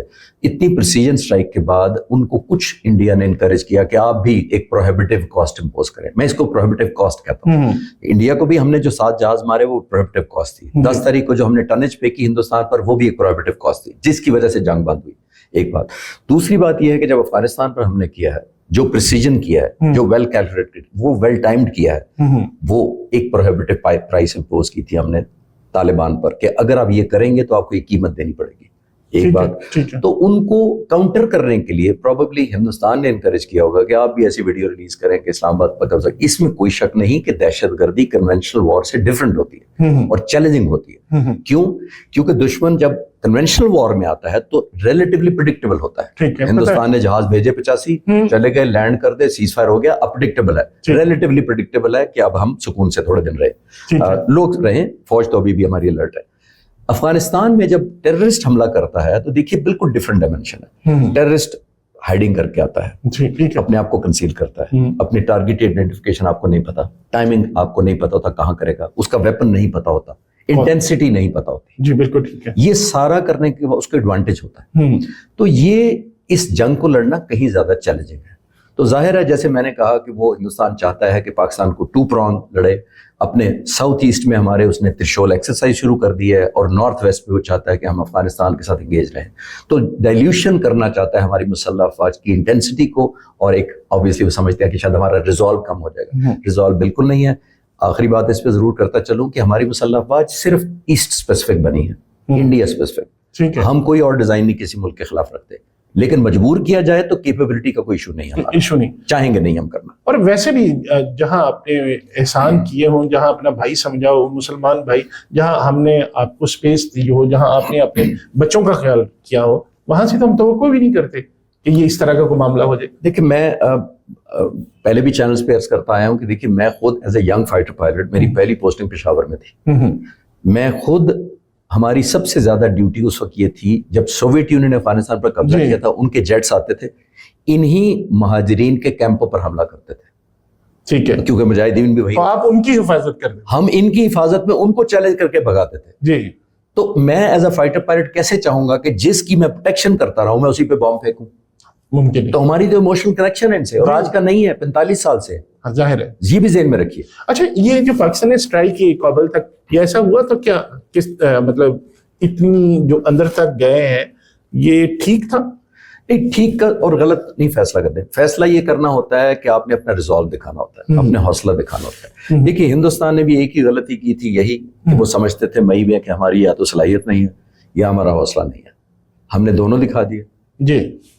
افغانستان کے طالبان کا بھی یہی شاید خیال تھا, اور وہ مس ریڈ کرتے رہے ہیں, کیونکہ ہم نے روزانہ جنازے اٹھائے آپ کے سامنے, لیفٹنٹ کرنل سے لے کر ایک جوان تک, درجنوں کے حساب سے نہیں, سینکڑوں کے حساب سے. خوبصورت بچے ماشاءاللہ, کیریئر بچے. ابھی چند دن پہلے ایک بچہ شہید ہوا ہے جو یونٹ جوائن کرنے جا رہا تھا. تو میں یہ عرض کرنا چاہ رہا ہوں کہ ہم نے بڑے جنازے اٹھا لیے, اب ان کا بوجھ ہم سے برداشت نہیں ہو رہا تھا. تو ہم پر قرض تھا کہ ہم ایک میسج دیں کہ آپ کو ایک پروہیبٹیو کاسٹ دینی پڑے گی. وہ پروہیبٹیو کاسٹ ہم نے امپوز کیا. طریقہ کار کچھ بھی ہو سکتا ہے. اور یہ بھی میں بتاتا چلوں, ایک ضرور جملہ ایڈ کروں اس سوال کے جواب میں, کہ ویل کیلکولیٹڈ تھا, ویل سرویڈ تھا, ویل انفارمڈ تھا. یعنی ہمیں ہر چیز کا, مجھے پریویو ہے ان انفارمیشن کی, میں انفارچونیٹلی میڈیا پہ نہیں بتا سکتا, لیکن میں یہ ضرور بتا سکتا ہوں اتنی پریسیجن سے, اگر ہمیں 100 ٹارگٹ پروپوزل کیا جاتا تھا نا, پروپوزل کے طور پہ کہ ان کو ٹارگٹ کرنا ہے, 5 یا 10 اپروو ہوتے تھے. اسکروٹنائز اتنے مشکل, اتنی ڈیٹیل تک بیگ نہ ہو جائے, غلط نہ چلے جائے. 200% میک شور کیا جاتا تھا کہ یہ کنفرم ہے through different reconnaissance, through EW, through surveillance, through cameras, through radars, through drones, ہم ویریفائی کر کے حملے ہوئے ہیں. اچھا, مجھے ایک بات بتائیں کہ ابھی اس سے پہلے بہت سارے یہ پاکستان میں دہشت گردی ہوئی, افغانستان سے ہوئی, ہم کنفرم بھی تھے, لیکن اب ہی کیوں ہم نے حملہ کرنے شروع کر دیا, وجہ کیا تھا؟ جیسے میں نے بتایا ایک ہی جملے میں کہ جنازے بہت بھاری ہو گئے تھے. لیکن اس سے پہلے بہت زیادہ دہشت گردی ہوتی تھی. اسی لیے یہ ٹائم کیوں یہ ٹائم اسی لیے میں عرض کر رہا ہوں کہ اب انڈیا نے شکست کھائی تھی, وہ فیکٹر ایڈ ہوا ہے. مئی میں آپ جیسے سینئر جرنلسٹ نے مجھ سے پوچھا تھا کہ اب وے فارورڈ کیا ہے, جب جو ہی جنگ بند ہوئی تھی, ہم نے جہاز مار دیے تھے, تو مجھ سے عام طور لوگ پوچھتے تھے کہ اب کیا ہے فارورڈ. میں نے کہا پراکسی وار ہے. ٹھیک ہے, مئی میں بات کر رہا تھا, مئی کے شاید دوسرے ہفتے میں بات کر رہا تھا. یہ ساری انڈین پراکسیز ہیں. میں نے اس وقت کہا تھا کہ ان کے سلیپنگ سیلز ہے. کلبھوشن یادیو کہاں سے پکڑا گیا تھا؟ بلوچستان سے. ٹھیک ہے, تو کیا کر رہا تھا؟ تو یہ تو اتنی پرانی باتیں کر رہا ہوں. تو اس طرح کے ان کے سلیپنگ سیلز ہیں آل اکراس ہمارے اندر. یہ ابھی حال ہی میں ایک وہ جو ان کا تھا ملاشلا ماہی گیر ملائے والا پکڑا گیا, ان کے اندر سلیپنگ سیل موجود ہے. تو میں اس وقت کہا تھا مئی میں کہ اب پراکسی وار کھیلے گا. اب یہ اس وجہ سے جو آپ کے سوال کا جواب یہ ہے کہ اب سپانسرشپ بہت بڑھ گئی ہے, اب پرائس بڑھا دی گئی ہے, اب ایڈوانٹیجز بہت دیے جا رہے ہیں, اور اب انکریج اور موٹیویٹ بہت زیادہ کیے جا رہے ہیں. ان کو ڈسکس کرنے کے لیے یہ ضروری ہے کہ اچھا ابھی ہماری ایئر فورس میں اتنی صلاحیت ہے کہ ابھی جتنی بھی افغانستان کے اندر یہ پراکسیز بیٹھی ہوئی ہیں, جا کے ان کو ہم ٹارگٹ کر سکتے ہیں.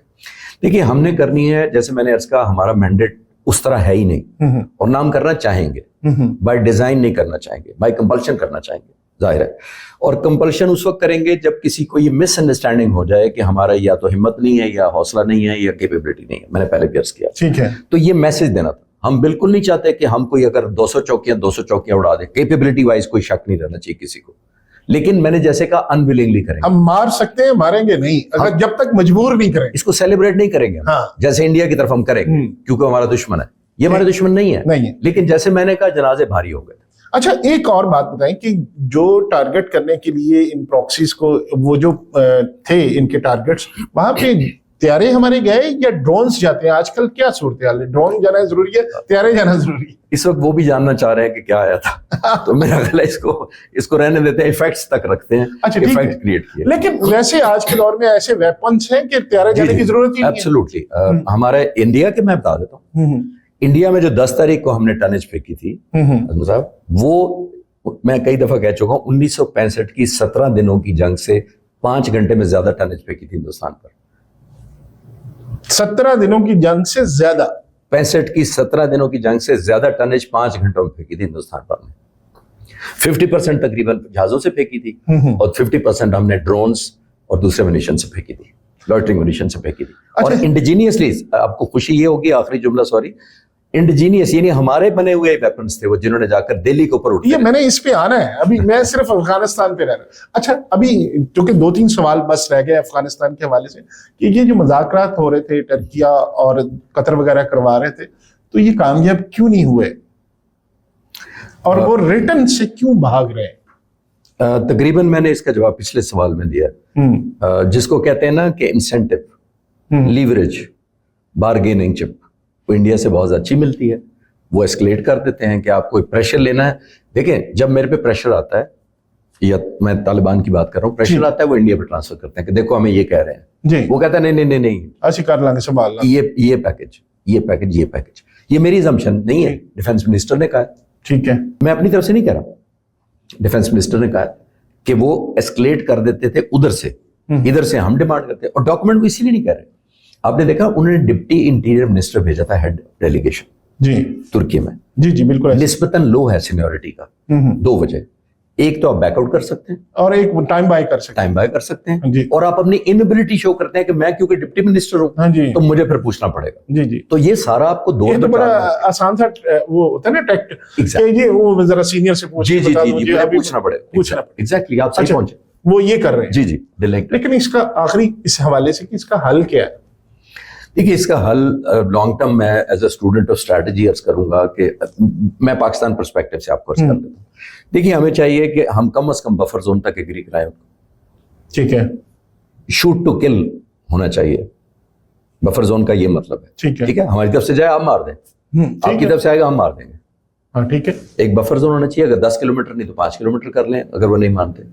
پہلی بات یہ, اس کے بدلے میں وہ کچھ نہ کچھ مانگیں گے آپ سے کہ کیوں ہم بفر زون بنائیں. اس کے ہمیں 2 فائدے ہیں, ایک تو ظاہر ہم سیکیور ہو جائیں گے, دوسرا ہماری ڈیورنٹ لائن جس کو وہ ایکسپلائٹ کرتے ہیں, جو 1891 میں جنرل ڈیورنٹ کی بنائی ہوئی ہے اور ان کی اپنی مرضی کی ہے, اور درجنوں دفعہ ویریفائی ہو چکی ہے. میں پورا پروگرام آپ کے ساتھ کر سکتا ہوں ڈیورنٹ لائن پہ, وہ ویریفائی ہو چکی ہے 1960 میں, कितने सालों में वेरीफाई होती रही। दुनिया का कोई एटलस गूगल उठाकर देख लें, कहीं ये डिस्प्यूटेड दिखाया हो। ये एस्टैब्लिश लाइन है। पहली बात वो, जैसे मैंने अर्ज किया कि बुनियादी तौर पर चाहते हैं कि हम इसको बार्गेन, जो मैं कह रहा था कि बफर जोन बना लें, वो चाहेंगे कि हमें रिकग्निशन दें आप एज ए, तो हमें कर लेना चाहिए। जब आप एक मुल्क के साथ टर्म्स कर लें, तो मैं अपना सजेशन दे रहा हूं कि हम बार्गेन में कहें अच्छा हम आपको रिकग्नाइज कराएंगे।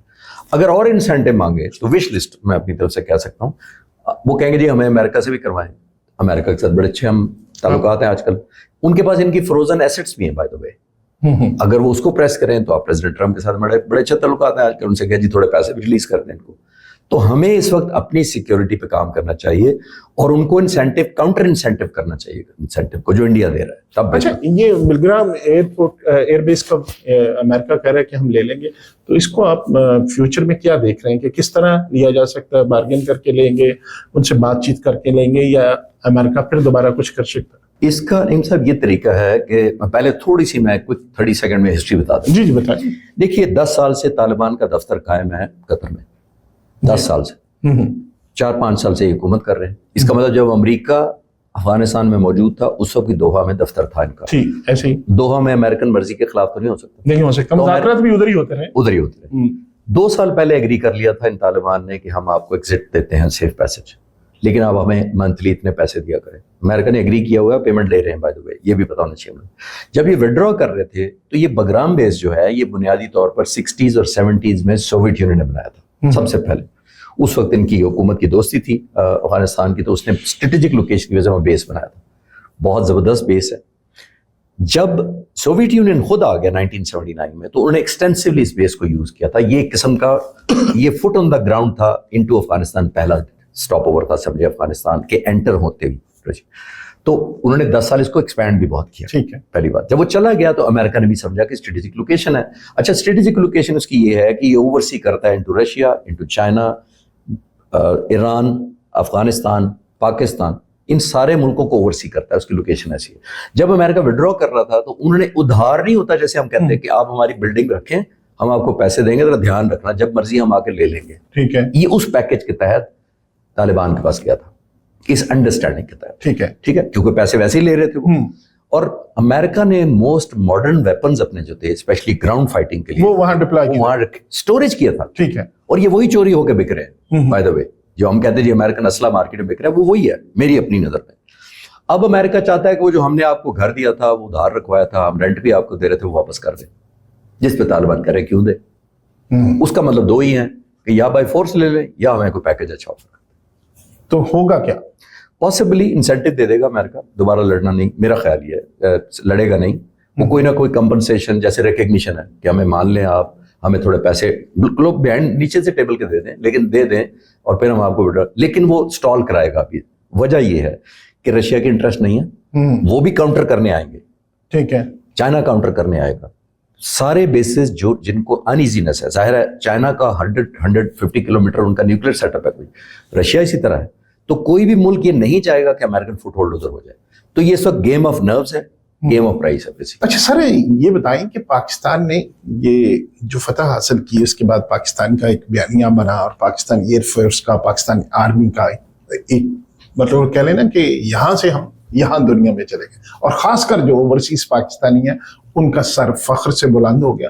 तो मेरा सवाल आपसे ये है कि हमारी एयरफोर्स, हम एक गरीब मुल्क है, पैसे हमारे पास नहीं है इतने, हमसे मतलब बड़े उनका दफाई बजट इंडिया का, हमसे ज्यादा उनके पास कह लें कि नंबर्स के हिसाब से बहुत बड़ी आर्मी है हमसे, और अगर हम एयरक्राफ्ट की बात करें तो वो भी उनके पास ज्यादा है, हमारे पास कम है। तो हमारे पास क्या गिद्दड़ सिंगी है हमारी एयरफोर्स के पास कि जब से पाकिस्तान बना है अल्हम्दुलिल्लाह, अल्लाह का फजल तो है ही है। क्या ये ट्रेनिंग है, क्या ये जज्बा है, ये क्या ये एक्सरसाइज है, क्या है जिसकी वजह से हम मतलब दुनिया पे छा गए अल्हम्दुलिल्लाह? पहले तो जी अल्हम्दुलिल्लाह, इसमें कोई शक नहीं। देखिए 78 साल जब पाकिस्तान बना था तो शुरू में हमारे ब्रिटिश एयरफोर्स चीफ थे। एयर मार्शल असगर खान पहले हमारे बने थे एयरफोर्स चीफ, जो पहले मुसलमान थे, क्योंकि मुसलमान इतने हाई रैंकिंग में था ही कोई नहीं पाकिस्तान बना। तो जब असगर खान साहब बने, वो 36 साल की उम्र में एयरफोर्स चीफ बने थे। अब इमेजिन करें, क्योंकि सीनियर ऑफिसर्स नहीं थे हमारे पास। وہ ان کو اور ایئر مارشل نور کو خان کو میں تو fathers of the air force کہتا ہوں. فادرز آف یس فادرز تھے ہمارے, کیونکہ جتنی انڈکشن, ویژن, ٹریننگ, انٹیگریشن جتنی ان دونوں سپرب لیڈرز نے کی ہے, شاید ہم پوری عمر ان کا احسان نہیں اتار سکتے. ایئر مارشل اسد خان نے فوج زبردست تیار کی, اور انفارچونیٹلی صرف 12 جولائی کو ان کی کمانڈ چینج کر دی گئی, اور 6 ستمبر کو ہماری جنگ لگی. اس وقت ایئر مارشل نور خان ٹیک اوور کر چکے ہیں, انہوں نے بہت بہادری سے لڑی. ہماری ایک لیگیسی ہے, یہ میں بتاتا چلوں. جب میں اپنے ہیروز کے نام لیتا ہوں پہلے, تو میرے کے اندر صرف نام سن کے انسپریشن آتی ہے. تو ایم عالم ہے, اسکواڈرن سرفراز رفیقی ہیں, اسکواڈرن سجاد حیدر ہیں, ایسے ہیروز ہیں جن کا میں نام اگر سب کا نہ لوں تو شاید ناانصافی ہوئے گی. لیکن میں عرض یہ کرنا چاہ رہا ہوں, 3 وجہ ہیں, 2 آپ نے پہلے بتا دی, اپنے سوال میں بتا دی ہیں. ڈے 1 پہ ہمیں بتایا گیا تھا, میں بھی جب as a young fighter pilot تھا, کہ ہم نمبر میں ہندوستان کا مقابلہ کبھی نہیں کر سکتے. ٹھیک ہے, ہم نے 3 چیزوں سے اس کو کمپنسیٹ کرنا ہے جو گیپ ہے ہمارا. ایک جذبہ ایمان. ٹھیک ہے, جب مجھے پتا ہوتا ہے کہ جب میں ہوا میں جا رہا ہوں تو میرا جہاز تو پیٹرول سے اڑتا ہے, میں لوگوں کی ایکسپیکٹیشن توڑ رہا ہوتا ہوں. ایک بات, میرے امیدیں ہوتی ہیں, میرے ملک کی ایک سوورینٹی ہوتی ہے. جذبہ ایمان. نمبر 2 ہماری ہوتی ہے کوالٹی آف ٹریننگ. بہت ٹف سٹینڈرڈس ہیں ہمارے. میں دنیا کے پائلٹس کو ٹرین کر چکا ہوں, میں سعودی عرب جا کے ٹریننگ ان کے انسٹرکٹرس کو کر چکا ہوں. ہمارے سٹینڈرڈس الحمدللہ ورلڈ کلاس کے ہیں, پہلی بات یہ. دوسرا ہو گیا کوالٹی آف ٹریننگ. تیسرا ہے ٹیکنالوجیکل ایج. ہم نے کبھی بھی ٹیکنالوجی کو نہیں چھوڑا اپنے ہاتھ سے. اچھا, F-86, F-104, B-57 1965 میں تھے, اس وقت کے حساب سے state of the art aircraft تھے.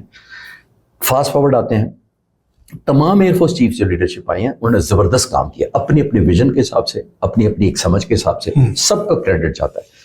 لیکن جو پریزنٹ ایئر فورس چیف ہیں, تقریباً 4 سال سے ہیں, air chief marshal Zaheer Ahmed Babar Sidhu, جب انہوں نے ٹیک اوور کیا تو میں حالات آپ کو کوئکلی فلیش بیک کرتا ہوں. اس وقت ہمارے پاس F-16 تھے, بیسٹ جہاز. ان کے اوپر لگے ہوئے میزائل کی رینج 70 سے 80 کلومیٹر سے زیادہ نہیں ہے. انڈیا نے رافیل لے لیے 2019-20 میں, اس کے میزائل کی رینج تقریباً 150 کلومیٹر ہے, یعنی F-16 سے ڈبل. ہم آؤٹ سمارٹ ہو گئے تھے رینج وائز, یعنی first look first shoot capability Hindustan کو ٹرانسفر ہو گئی. وہ ہمیں پہلے دیکھیں گے, پہلے ماریں گے. یہ ایسے ہی ہے کہ آپ کا بازو 3 فٹ ہے اور میرا بازو 6 فٹ ہے, ٹھیک ہے, تو میں آپ کو پہلے مارتا ہوں, ظاہر ہے. ٹھیک. تو پریزنٹ جو ایئر فورس چیف ہیں, انہوں نے آتے ہی ویژولائز کیا کہ ہم اس وقت ڈس ایڈوانٹیج میں چلے گئے, نیگیٹو میں ہیں ہم. انہوں نے آتے ہی J-10C جہاز کا آرڈر کیا, جو پاک فضائیہ میں انڈکٹ ہوئے. ریکارڈ مدت میں تقریباً 1 سال کے اندر مارچ 2022 میں جہاز آئے. 10 مہینے کے اندر یہ جہاز ڈے اینڈ نائٹ آپریشنلائز ہو چکے تھے. ٹھیک. اب اس جہاز کا کیا ایڈوانٹیج تھا, یہ ویژن کی میں بات کر رہا ہوں. اس جہاز کی رینج جو تھی رافیل کے مقابلے 150 کلومیٹر کے مقابلے میں 200 کلومیٹر تھی. تو ہمیں first shoot first look first capability واپس ہمیں مل گئی. تو یہ ٹیکنالوجیکل ایج تھا. پھر ہم نے J-17 تھنڈر جو ہمارے پاس تقریباً 200 کے قریب ہے, ان کو ماڈیفائی کرنا شروع کر دیا انٹو بلاک 3, اور اس کے اوپر بھی وہی ریڈار لگایا آئسا, اور اسی کے اوپر بھی PL-15 لگایا جس کے اوپر یہی میزائل لگتا ہے اور 200 کلومیٹر کی رینج ہے. تو ہم ایج اپنا ٹیکنالوجیکل کبھی نہیں چھوڑا. تو تینوں چیزیں ہیں, جیسے میں نے کہا, جذبہ, quality of training and technological advantage, وہ ہم اپنے ہاتھ سے نہیں جانے دیے تھے, نہیں دیا آج تک ہم نے. اور ایک اور امپورٹنٹ جو چیزیں اب ہوئی ہیں پچھلے 4 سال میں آپ کو نہیں صاحب بتاتا چلوں, 19 نئے انڈکشن پاک فضائیہ نے کی ہے. اچھا, 19 نیو انڈکشن, یہ ایک ریکارڈ ہے. J-17 تھنڈر بلاک 3 ابھی ایڈ ہوا ہے, J-10C ابھی ایڈ ہوا ہے, نیشنل ایروسپیس ٹیکنالوجی پاک ابھی ہوا ہے, سائبر کمانڈ جس نے جام کر دیا تھا ہندوستانی سارے جہازوں کو, وہ ابھی انڈکٹ ہوئی ہے. بہت ساری میں نام لیتا جاؤں گا, تو یہ سبھی انڈکٹ ہوئی ہیں, اور ابھی درجنوں پائپ لائن میں ہے جو ابھی شیئر نہیں کی جاتی. ایک طرف تو انڈیا بہت آگے ہے, ان کے آپ نے جس طرح کی کہ بلینز آف ڈالر کی ایکسپورٹس ہیں اس کی آئی ٹی کی. ایک طرف پاکستان نے اس جنگ میں ان کا سارا کچھ جام کر دیا, یہ بھی ظاہر ہے اسی ٹیکنالوجی سے ہوا. تو پاکستان کو اتنی ایکسپرٹیز کہاں سے مل گئی؟ یہ بہت اچھا سوال ہے آپ کا. دیکھیے, جہاز یا ویپنز جنگ نہیں لڑتے, وہ کنٹریبیوٹ کرتے ہیں, وہ آپ کی کیپیسٹی بڑھاتے ہیں. ٹھیک ہے. اصل لڑنے والے ہوتے ہیں یا لیڈرشپ ہوتی ہے. لیڈرشپ جب آپ کو ایک کانفیڈنس کا میسج دیتی ہے, انٹیگریشن آج کل ہے جنگ, ایئر پاور خاص طور پہ, کیونکہ ہم ٹیکنالوجی انٹینس ہوتے ہیں. جتنے آپ کے ایسٹس انٹیگریٹڈ ہوں گے, اسٹینڈ لون یہ مائک بہت زبردست ہوگا, جب تک یہ کیمرے سے نہیں چلے گا, جب تک یہ لائٹوں کی روشنی میں نہیں میری بات لوگوں تک پہنچائے گا, اس کا کوئی کام نہیں خاص آپ کو سمجھ آئے گا. ٹھیک ہے. یہ انوائرمنٹ ہے, یہ اس وقت ہم جس ماحول میں بیٹھے ہیں یہ انٹیگریٹڈ ہے. ٹھیک ہے, کلیئرٹی تھی. اسی طرح جہازوں کا ہوتا ہے, زمین پر جو کنٹرولر بیٹھا ہوا ہے ایئر ڈیفنس کا وہ, جو میزائل کنٹرولر بیٹھا ہوا ہے وہ, ہوا میں جو فائٹر پائلٹ اڑ رہے ہیں وہ, ان کے پیچھے جو EW الیکٹرانک وارفیئر جہاز اڑ رہا ہے وہ, اگر ایئر ٹو ایئر ریفیولر اڑ رہا ہے وہ, جو زمین پر بیٹھے سیٹلائٹ سے کمیونیکیشن کر کے ڈاٹا لے رہے ہیں, یہ ایک کل پکچر بناتے ہیں. جب یہ کل پکچر بنا لیتے ہیں تو اس کو جب آپریٹ کرنا شروع کرتے ہیں, یہ ہوتا ہے ملٹی ڈومین آپریشن, یعنی مختلف ڈومینز میں آپ لڑ رہے ہیں. ان سب کا ایک گول ہوتا ہے, جیسے فٹ بال میں گول کرتے ہیں, ٹھیک ہے, اس کو پاس اس سے دیتے کرتے کرتے جب کرتا ہے آخر میں گول, تو گول اس کا صرف کریڈٹ نہیں ہوتا, پوری ٹیم ہوتی ہے, پوری ٹیم. تو جب بھی ہم بات کر رہے تھے ابھی پوڈ کاسٹ سے پہلے, تو آپ نے کہا ایئر فورس کا مطلب فائٹر پائلٹ ذہن میں آتا ہے, تو میں نے آپ سے کہا نہیں, فائٹر پائلٹ نہیں, وہ پہلے ہوتا تھا. اب ایک ٹیم ہے پیچھے, پوری انٹیگریشن ہے, پوروں کی پورے جو بیٹھے ہوتے ہیں, اسکرین پر بیٹھا ہو, ہوا میں بیٹھا ہو, جیمرز پر بیٹھا ہو. ہم یہ کہہ سکتے ہیں کہ جو فائٹر پائلٹ ہوتا ہے وہ سینٹر فارورڈ ہوتا ہے, باقی ساری ٹیم نے بال اس کو دینا. وی کین, دیکھیں ایک آرکیسٹرا کی طرح ہوتا ہے. میں اکثر مثال دیتا ہوں اور میں ریپیٹ کروں تو معذرت چاہتا ہوں آپ کے ویور سے. آرکیسٹرا میرے پیچھے بج رہا ہوتا ہے, جب تک وہ آواز ردم میں میرے کان میں نہیں آئے گی وہ مجھے آرکیسٹرا نہیں لگے گا, وہ شور لگے گا. ہاں بالکل ایسے ہی شور لگے گا. جو کنٹرول کر رہا ہوتا ہے وہ ردم کنٹرول کرتا ہے. ایک میوزک کا انسٹرومنٹ آؤٹ چلا جائے اس ردم سے تو آپ کو فیل ہوگا کہ یہ تو آواز نہیں میچ کی. ٹھیک ہے, یہی فائٹر جہازوں کا, ایئربورن ارلی وارننگز کا, جیمرز کا, سائبر کمانڈ کا, ایئر ڈیفنس کنٹرولرز کا, ایئر ٹریفک کنٹرولرز کا, سب کا ایک کنٹریبیوشن ہوتا ہے, سب کو کلیئرٹی آف پکچر ہوتی ہے, اور پھر سب سے بڑا لیڈرشپ کا کانفیڈنس ہوتا ہے. میں آپ کو ایک دلچسپ بات بتاتا چلوں, شاید میں پہلی دفعہ آپ کے چینل پہ بتا رہا ہوں, میری کنفرم انفارمیشن ہے, پاک فضائیہ کے ایئر فورس چیف نے 3 سال تک ان پائلٹس کو J-10C کو ایک ہی ڈیوٹی دی ہوئی تھی, رافیل ہنٹنگ. اچھا, کوئی کام آپ نہیں کریں گے ٹریننگ کے دوران. رافیل انہوں نے دوربین کی طرح نیچے رکھ لیا 3 سال تک, اس کو اسٹڈی, اس کی ویکنیسز, اس کی جیمنگ, اس کا ریڈار, اس کا پوڈ, اس کا سویٹ, اس کا اسپیکٹرا, سب چیزوں کو اسٹڈی کیا گیا کہ کون سی ویکنیسز کو ہم ایکسپلائٹ کر سکتے ہیں. اور یہ کانفیڈنس تھا جو میں آپ کو پہلی دفعہ عرض کرنے لگا ہوں. تو ایک اور چیز جو پہلی دفعہ بتانے لگا ہوں, یہ ایئر چیف کا کمال یہی تھا کہ پائلٹس کو عام طور پہ صاحب ہم جب ایئر میں جاتے ہیں نا, فائٹر پائلٹ, ہم نے ریڈار کو سے لاک کرنا ہوتا ہے دشمن کو, اور لاک کرنے کے بعد بتانا ہوتا ہے, نیچے کلیئرنس لینی ہوتی ہے شوٹنگ کی. میں نے انفارم کرنا ہوتا ہے نیچے آپریشن روم کو کہ میں نے لاک کر لیا, کلیئرنس ٹو شوٹ, نیچے سے مجھے آواز آتی ہے جی کلیئر ٹو شوٹ, تو میں میزائل دباتا ہوں. کین یو امیجن, یہ پہلی دفعہ ہسٹری میں ہوا ہے کہ ایئر فورس کے چیف نے کلیئرنس ٹو شوٹ کے لیے ان کو ڈیپینڈنٹ ہی نہیں کیا.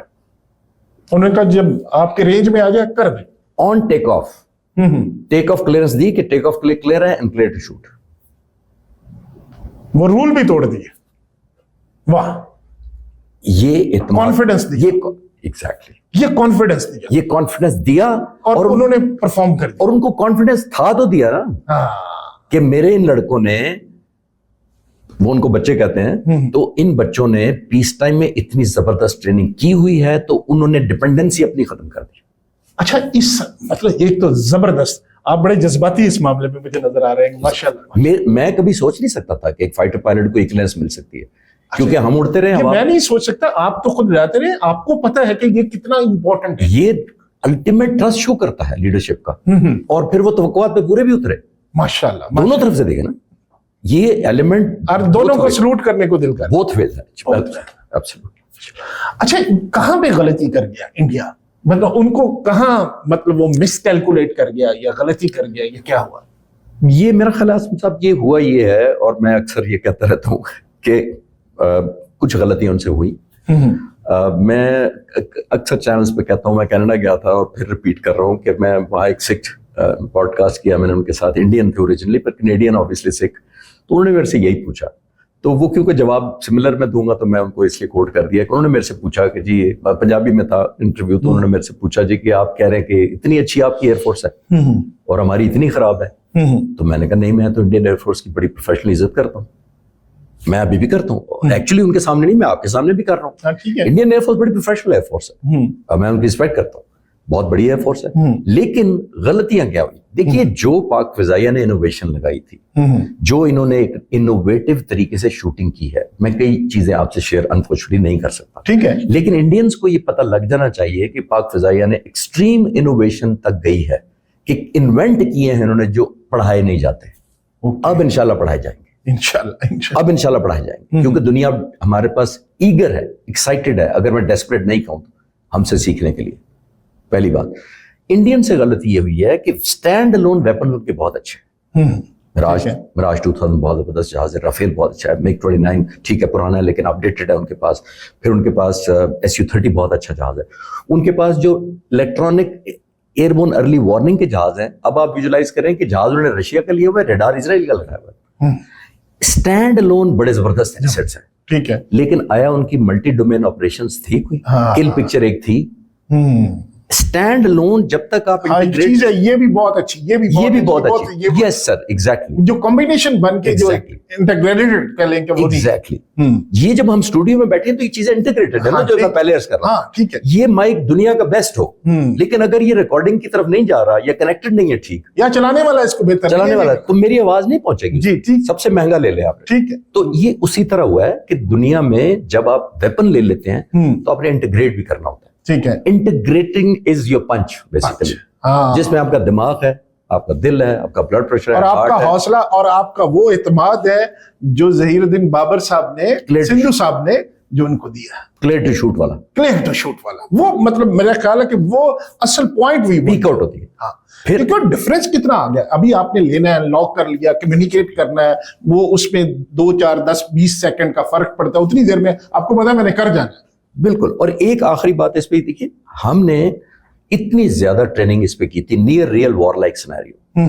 میں آپ کو بتایا تھا انڈس شیلڈ ایکسرسائز میں گیا، میں بریفنگ بیٹھا تو 70 جہاز میں اسکرین پہ دیکھ رہا ہوں، اس طرح اسکرین ہے اس پہ دیکھ رہا ہوں، ادھر سے آ رہے ہیں 20 25 30 ادھر سے آ رہے ہیں، تو میں تو یہ ریئل ہوتے دیکھ آیا تھا پیس ٹائم میں، تو جب یہ ایکچوئل وار ہوئی تو مجھے بعد میں لگا، میں نے کہا یہ تو وہی تھا جو وہ کر رہے تھے۔ میں یہ ایک بات یہ کہنا چاہ رہا ہوں۔ دوسری ایک اور یونیک چیز آخری اس سوال کے جواب میں ضرور عرض کرنا چاہتا ہوں کہ دیکھیے، ہم ایز فائٹر پائلٹ جب ہوا میں جاتے ہیں تو ہمیں زمین پر بتایا جاتا ہے کہ یہ ڈیفینسو مشن ہے، یہ اوفینسو مشن ہے۔ اوکے، ڈیفینسو مشن ہے، آپ نے ڈیفینڈ کرنا ہے، ٹھیک ہے، ٹھیک ہے، سمجھ آ گیا، جیسے سپورٹس میں کرتے ہیں، ہاں ٹھیک ہے، آپ نے گول نہیں ہونے دینا، گول نہیں ہونے دینا۔ اوفینس کا مطلب ہے کہ میں نے اسٹرائک کرنی ہے، اندر جا کر دشمن کو مارنا ہے، بریجز کو ناک آؤٹ کرنا ہے، بجلی گھروں کو تباہ کرنا ہے، فلانے ڈیم کو اڑانا ہے، whatever، یہ اوفینس مشن ہوتا ہے، ٹھیک۔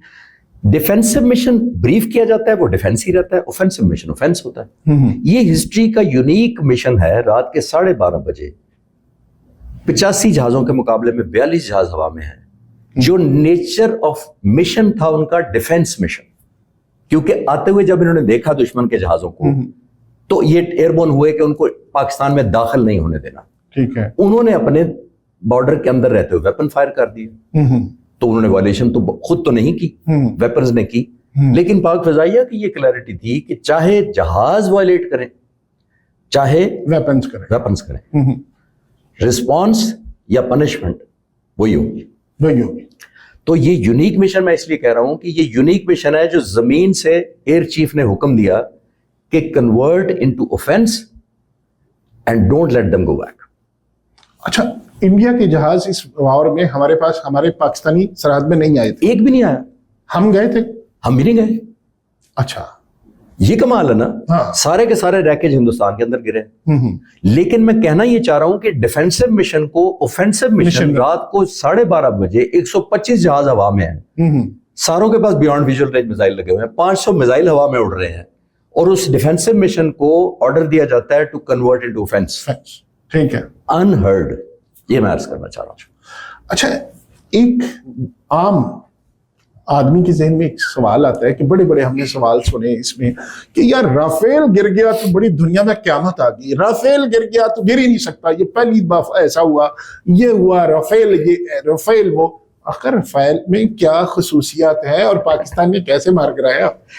دیکھیے، رافیل اس میں کوئی شک نہیں، بہت اچھا جہاز، دنیا میں تقریباً 300 کے قریب جہاز اڑ رہے ہیں، میں اوور آل آپ بتاتا چلوں، 36 انڈیا کے پاس ہے، 300 کے قریب، اس میں 220-30 کے قریب فرانس خود اڑاتا ہے، باقی مختلف ملکوں کے پاس 7-8 ملک اور ہیں، یہ سب اڑ رہے ہیں۔ ریکارڈ میں بتاتا چلتا ہوں، بہت زبردست جہاز ہے، اسپیکٹرا جو اس کا الیکٹرانک سویٹ ہے بہت زبردست ہے، میزائل کی وارننگ بڑی زبردست دیتا ہے، آپ کو اپڈیٹ بڑی زبردست دیتا ہے، جیمنگ بہت اچھی کر لیتا ہے، انکمنگ میزائلس کی سب کچھ کر لیتا ہے۔ 2001 سے اڑ رہا ہے، 24 سال ہو گئے، آج تک 9 جہاز کریش ہوئے ہیں۔ میں ہسٹری فریش، اچھا صرف 9؟ آج تک 9 جہاز کریش ہوئے۔ ٹھیک ہے، تو میں اکثر وہ کیسے ہوئے؟ مختلف ایکسیڈنٹس میں، ٹھیک ہے، نیور ان کامبیٹ۔ اوکے، میں اس لیے یہ پہلی دفعہ کامبیٹ میں، یہ پہلی دفعہ کامبیٹ میں، تو اب ایک ریلیٹ میں کرتا ہوں، ایک میں لائٹر نوٹ پہ بات کر رہا ہوں، وہ میں ریپیٹ کر دیتا ہوں. 9 جہازوں میں سے 2 مڈ ایئر ہو گیا تھا آپس میں کریش، ٹکرا گئے اور دونوں کریش کر گئے ہیومن فیکٹر ایروبیٹکس کے دوران. 7 جہاز ویسے کریش ہوئے اور ٹوٹل 6 پائلٹ اپنی جان سے گئے آج تک. وہ جو 2 ٹکرائے تھے وہ دونوں بچ گئے تھے. تو کریش ہوئے تقریباً 7 یا 9 کہہ لیں، اور اڑتے ہوئے ہو گئے 24 سال ان کو. تو میں ایوریج نکالی جب ایک دن بیٹھا ہوا تھا، تو میں نے کہا اس کا مطلب ہے 3 سال بعد ایوریج اوسطاً ایک رافیل کریش ہوا ہے پیس ٹائم میں، نو کامبیٹ. ٹھیک ہے، تو ہر 3 سال بعد ایک رافیل کریش ہوا ہے، اور ہمارے ہندوستان کے دوستوں نے 1 گھنٹے میں 4 گروا لیے. تو کچھ تو ادھر وہ ہوا نا، جو میں نے آپ سے کہا کہ 3 سال تک ایک رافیل ہنٹ کرنے کی ایک اسٹریٹجی بنائی گئی، تیاری کی گئی، ٹریننگ کی گئی، اور پھر آخری وقت کلیئرنس دے دی گئی. انپریسیڈنٹ تھا، اس لیے اس کا زیادہ شور ہوا. تو ہم نے وہی جو پریکٹس آپ نے کہا کہ ایئر چیف نے 3 سال اس کی پریکٹس کی، اس کو جو بھی ویکنیس تھی وہ دیکھا کہ کہاں سے ہم اس کو ٹارگٹ کر سکیں، اس کی وجہ سے یہ پاسبل. جی اچھا، ایک اور سوال، آپ نے پائلٹس کی بات کی کہ پائلٹس، میرے ذہن میں ایک پائلٹ کا نام آ گیا، شیوانگی کہاں؟ یہ آپ کے ویورز بور ہو جائیں گے کیونکہ میں اتنے چینلز پر یہ کہہ آیا ہوں. نہیں کوئی بات نہیں، اب ہماری ویورشپ یہ شیوانگی کا سارے ہی پوچھ رہے، کوئی کہہ رہے ہیں کہ اب ان کی تصویریں آ گئی، دیکھیں نا لافٹر بھی آ گیا. سوال تو میں نے وہی پوچھا جو سارے پوچھتے، اور میں ہر دفعہ ہنستا ہوں اور ایک ہی جواب دے دیتا ہوں، اور اگر ریپیٹیشن ہو تو پھر معذرت چاہتا ہوں. کوئی بات نہیں، لائٹر سوال ہے تو اس کے لائٹر جواب دیتا ہوں. تو مجھے بڑے چینلز نے پوچھا، اور میں ابھی کل پرسوں 2 پوڈ کاسٹ بھی کیا، تو ان میں یہی پوچھا کہ جی وہ پھر آپ کا شیوانی کا تو بتا دے. تو وہ بھی ہنس پڑتے ہیں، اینکر بھی، میں بھی ہنس پڑتا ہوں. تو انہوں نے کہا کہ سر آپ ہنس پڑے. تو میں نے ان سے کہا کہ میں اس لیے ہنس پڑا ہوں کہ ابھی نندن بھی ہم نے پکڑا تھا، اس کا حال آپ لوگوں نے کیوں نہیں پوچھا تھا؟ تو آج شیوانگی کا حال کیوں پوچھ رہے ہیں؟ ابھی نندن کا تو پتہ چل گیا نا کہ ہم نے واپس بھیج دیا تھا، چائے شائے پلائی، اس نے کہا ٹی از فینٹاسٹک. وہ تو نہیں، وہ شیوانگی کوئی حقیقت نہیں ہے. اچھا، یہ ایک سوشل میڈیا نے بنائی تھی، لوگوں نے انجوائے کیا، بڑے بڑی میمز بن گئی. اچھا، یہ رافیل کی پائلٹ نہیں تھی؟ نہیں، پائلٹ تھی، لیکن وہ ہمارے پاس نہ شوٹ ہوئی تھی ادھر. ہمارے پاس تو کوئی ریکیج گرا ہی نہیں نا، ہمارے ریکیج گرا ہی نہیں ہے. وہ اپنا خود بتا سکتے ہیں کہ ان کے جو پائلٹ گرے سو اس میں شیوانگی تھی کہ نہیں. ہمارے قبضے میں کبھی نہ آئی، نہ ہم نے اس کو قیدی کیا. لیکن ایک چیز جو بھی آتی ہے اس میں تھوڑی بہت تو حقیقت ہوتی ہے. فرض کریں کہ ہمارے پاس نہیں، ہم نے پہلے کہتے رہے ہم نے پکڑا ہے، اگر وہ ادھر ہوتی، ان کے پاس ہوتی، تو وہ آ کے بتا دیتی. کیوں نہیں بتایا؟ یا ایسا فوج میں منع کیا جاتا ہے؟ نہیں، ہم نے تو کبھی کلیم ہی نہیں کیا. ہماری نہ ایئر فورس، نہیں ہم نے نہیں کیا، لیکن ہمارے میڈیا نے. نہیں، میڈیا تو پھر ظاہر ہے، جیسے میں نے کہا کہ وہ میڈیا اس وقت تو بہت زیادہ ہائپ کریٹ کر رہا تھا. میڈیا میں اتنی فیک چلی تھی، اور میں کوشش کرتا تھا کیونکہ میں الحمدللہ کنیکٹڈ تھا ایئر فورس سے، تو میں کافی سارے ڈینائل کرتا رہتا تھا جو غلط تھی یا مس ریڈنگ تھی یا ایگزیجریٹڈ تھی کوئی بھی. اور ظاہر ہے ایگزیجریشن کسی کے لیے بھی اچھی نہیں ہوتی، تو میں کوشش کرتا تھا کہ ویریفائی کر لوں. لیکن یہ شیوانگی والا کنفرم تھا، اسی وقت میں نے کیا تھا، وہ کچھ نہیں تھا. اچھا، ایک اور بھی کہا جاتا ہے اسی جنگ کے دوران کہ ہمارے جو ایسے ہیکرز تھے کہ ان کی مدد لی گئی، انہوں نے ان کے سسٹم جام کیا دیا، ایسے تھا؟ نہیں، ہیکرز تھے نہیں، ہیکرز الحمدللہ ہیں. اچھا، یہ سائبر کمانڈ ہے پاک فضائیہ کی، جو ابھی 3 سال پہلے موجودہ سربراہ کے دور میں ہی مکمل ہوئی تھی، اسٹیبلش کی گئی تھی، بلکہ انہی کا آئیڈیا تھا. ان کا خیال یہ تھا پریزیڈنٹ سربراہ کا کہ آنے والے وقتوں میں EW electronic warfare, cyber digital warfare بہت اسٹرانگ ہوتی جا رہی ہے. یہ بے شک بڑے ویژنری، بہت. تو انہوں نے ان نوجوان بچوں کو، اور میں ایک چینل پہ کہہ بھی رہا تھا، میں جب ملنے گیا ان کو جنگ سے پہلے، اس وار سے پہلے، تو میں ایک لائٹر نوٹ پہ کہا، لوگ بڑا انجوائے کرتے تھے، میں نے کہا شاید یہ یونیورسٹی کے بچے ہیں، یونیورسٹی نہیں گئے ادھر بیٹھے ہوئے، اتنے ینگ ہیں. ٹھیک ہے، آپ کی میری عمر کے نہیں ہیں، ٹھیک ہے، مطلب کم از کم میری عمر کے تو نہیں ہے. تو اتنے ینگ تھے، انوویٹو تھے، اور یہ ان کو ٹاسک یہی دیا گیا تھا کہ آپ نے الیکٹرانکلی ہندوستان کو کیسے ڈیمیج کرنا ہے. تو 30 اپریل کو اس وار سے ایک ہفتہ پہلے 4 رافیل آئے تھے سری نگر کے پاس، امبالہ سے ٹیک آف کیا تھا. ان کا 101 اسکواڈن اور ایک 17 اسکواڈن 2 ہیں، ایک ہاشیمارا میں ہے اس کا رافیل کا. ادھر سے آئے 4 جہاز، ماشاءاللہ سائبر کمانڈ نے ان پر اٹیک کیا، الیکٹرانک اٹیک، فزیکل ڈسٹرکشن نہیں. ان کو جیم کر دیا، ان کی کمیونیکیشن بلاک کر دی، ان کو ایک قسم کا ڈس اورینٹیٹ کر دیا، ان کی ریڈیو تک باتیں نہیں کر سکتے. تو ایمرجنسی میں جہازوں کو لینڈ کرنا پڑا سری نگر. تو یہ پہلا حملہ ہمارا وہ تھا. اور پھر اس کے بعد لوگوں نے دیکھا کہ ہم نے کس طرح ان کے ریلوے اسٹیشن جیم کیے، ان کی ویب سائٹس ہیک کر لی، ان کی ایئر لائنوں کو پینک کریٹ کر دیا، ایئرپورٹوں کی بجلی چلی گئی، 70% آف ناردرن انڈیا کی بجلی چلی گئی، ہاسپٹل بالکل ڈارک ہو گئے. پھر انسانی بنیادوں ہمدردی کی بنیادوں پر ہم نے وہ انڈو کر دیا اور پل بیک کر لیا. ان کی تو 3000 ٹرینیں رک گئی تھی. تو یہ سب کے سب انہی سائبر کمانڈ کے ینگ نوجوانوں نے کیا. تو ان کے پاس ایسے نہیں, وہ نہیں کر سکتے؟ ویژن. اچھا ویژن, ون ورڈ ویژن یہ تھا. ویژن ادھر تھا. وہ کہتے ہیں نا وہ استاد لڑ دے نے. ان کو سرپرائز ہوا. ایک اور سرپرائز ہم نے جو ڈرون اور لائٹنگ منیشن ہم نے کیا ہندوستان کے, وہ نام لیتے ہوئے مجھے ڈر لگتا ہے وہ جل بخشی ناراض ہو جائیں گے. وہ تو لٹرلی غصے میں تھے. وہ کہہ رہے تھے کہ یہ میرے لوگ کیوں سوئے رہے ہیں جب پاکستان ایئر فورس یہ لائٹنگ منیشن خرید رہی تھی, ڈرونز خرید رہی تھی, انمینڈ ایئر کرافٹ خرید رہی تھی. یہ ابھی انڈکٹ ہوئے ہیں 4 سال میں. اور میں نے جیسے کہا کہ 10 تاریخ کو جو ہم نے ٹنیج پے کیا ہے اس میں 50% ڈرونز نے پے کیا. ہمارے دلی تک ڈرون اڑ رہے تھے اور کئی گھنٹے اڑتے رہے, ان کو انٹرسپشن نہیں کر سکے. مودی کے گھر کے اوپر گجرات پہ اڑتے رہے اور پھر ہم نے پلان ان کو ڈسٹرائے کیا ہٹا کے شہر سے. یہ انڈینز کو تو پتہ لگ گیا ہوگا نا کہ ہماری کہاں تک ریچ ہے. اچھا یہ مطلب وہ کیوں نہیں جج کر سکے یا انٹرسپٹ کیوں نہیں ہوئے؟ یہ ہمارے انڈیجینیس ہے الحمدللہ, اس کا ڈیٹا کسی کے پاس نہیں ہے. یہ بنائے کس نے؟ ہمارے اپنے انجینئرز نے. National aerospace science and technology park ہے ہمارے بڑے بڑے شہروں میں, کامرا میں ہے, پنڈی میں ہے, لاہور میں ہے, کراچی میں ہے, کھاریاں میں ہے, ہمارے باقی بن رہے ہیں اور شہروں میں بھی آ رہے ہیں. یہاں پہ ڈیڈیکیٹڈ انجینئر ہے, سول ورسز ملٹری. ہماری ایک ٹیمیں ہیں جن کو ٹاسک دیا جاتا ہے اور وہ 24 گھنٹے اسی پہ لگے ہوتے ہیں کہ انوینشن کیسے کرنی ہے. اور یہ آج نہیں ہوا. میں آپ کو کوئکلی بتاتا چلوں, قائد اعظم 1948 13 اپریل کو رسالپور تشریف لے گئے تھے. آج سے 78 سال پہلے. اس شخص کی ویژن دیکھیے اور سلوٹ کیجئے. انہوں نے ورلڈ وار 2 میں ایئر پاور یا جہازوں کو دیکھا تھا کہ آنے والے وقتوں میں کتنے امپورٹنٹ ہو جائیں گے جہاز. ایک ملٹری اکیڈمی وزٹ کی رسالپور کی, صرف P F academy Risalpur. Army navy کی نہیں جا سکے, صحت بھی خراب تھی. اور وہاں جا کر کیا کہتے ہیں, 2 جملے انہوں نے بولے جو آج بھی ہمارے لیے مشعل راہ ہے. انگریزی میں انہوں نے کہا کوئی بھی کمزور ایئر فورس کے ساتھ ملک دشمن کی جارحیت پر ہوتا ہے. 78 سال پہلے قائد اعظم نے کہا کوئی بھی ملک کمزور ایئر فورس کے ساتھ دشمن کی جارحیت کے نشانے پر ہوتا ہے. پاکستان کو جتنا جلد ہو پاکستان ایئر فورس کو مضبوط کرنا چاہیے جو دنیا میں کسی سے بھی دوسرے نمبر پر نہ ہو. واہ, یہ ویژن سیکنڈ ٹو نن کہا. اور آج پی ایف کا ایک ٹیگ لائن ہے Pakistan air force second to none. یہ قائد اعظم کا ہے. اور دوسرا حکم یہ دیا کہ جتنا جلدی ہو سکے پاکستان خود انحصاری کرے, تبھی پاکستان ایئر فورس پاکستان کے شان ہو سکتی ہے. مطلب جو پرانے تھے, جو فارنرز تھے ایئر چیف, وہ نہ ہو, پاکستانی ٹیکنالوجی وائز بھی انحصار اپنے پہ کرے. اور اب میں ان کی مینیفیسٹیشن دیکھتا ہوں تو میں آنریبلی کہہ سکتا ہوں کہ پاکستان ایئر فورس نے الحمدللہ قائد اعظم کے فرمان کی پیروی کی ہے. اچھا یہ کہا جاتا ہے کہ اس جنگ میں سب سے زیادہ جو ہمیں مدد کی ہے وہ چائنا نے کی, ایسا ہے؟ دیکھیے جب میچ شروع ہوتا ہے نا تو آپ کس کا بیٹ لے کر جاتے ہیں, کس کے گلوز پہن کے جاتے ہیں, کون آپ کو چائے بنا کے دیتا ہے, اس کو میٹر نہیں کرتا. میٹر کرتا ہے آپ نے بیٹنگ کیسے کی ہے. زبردست.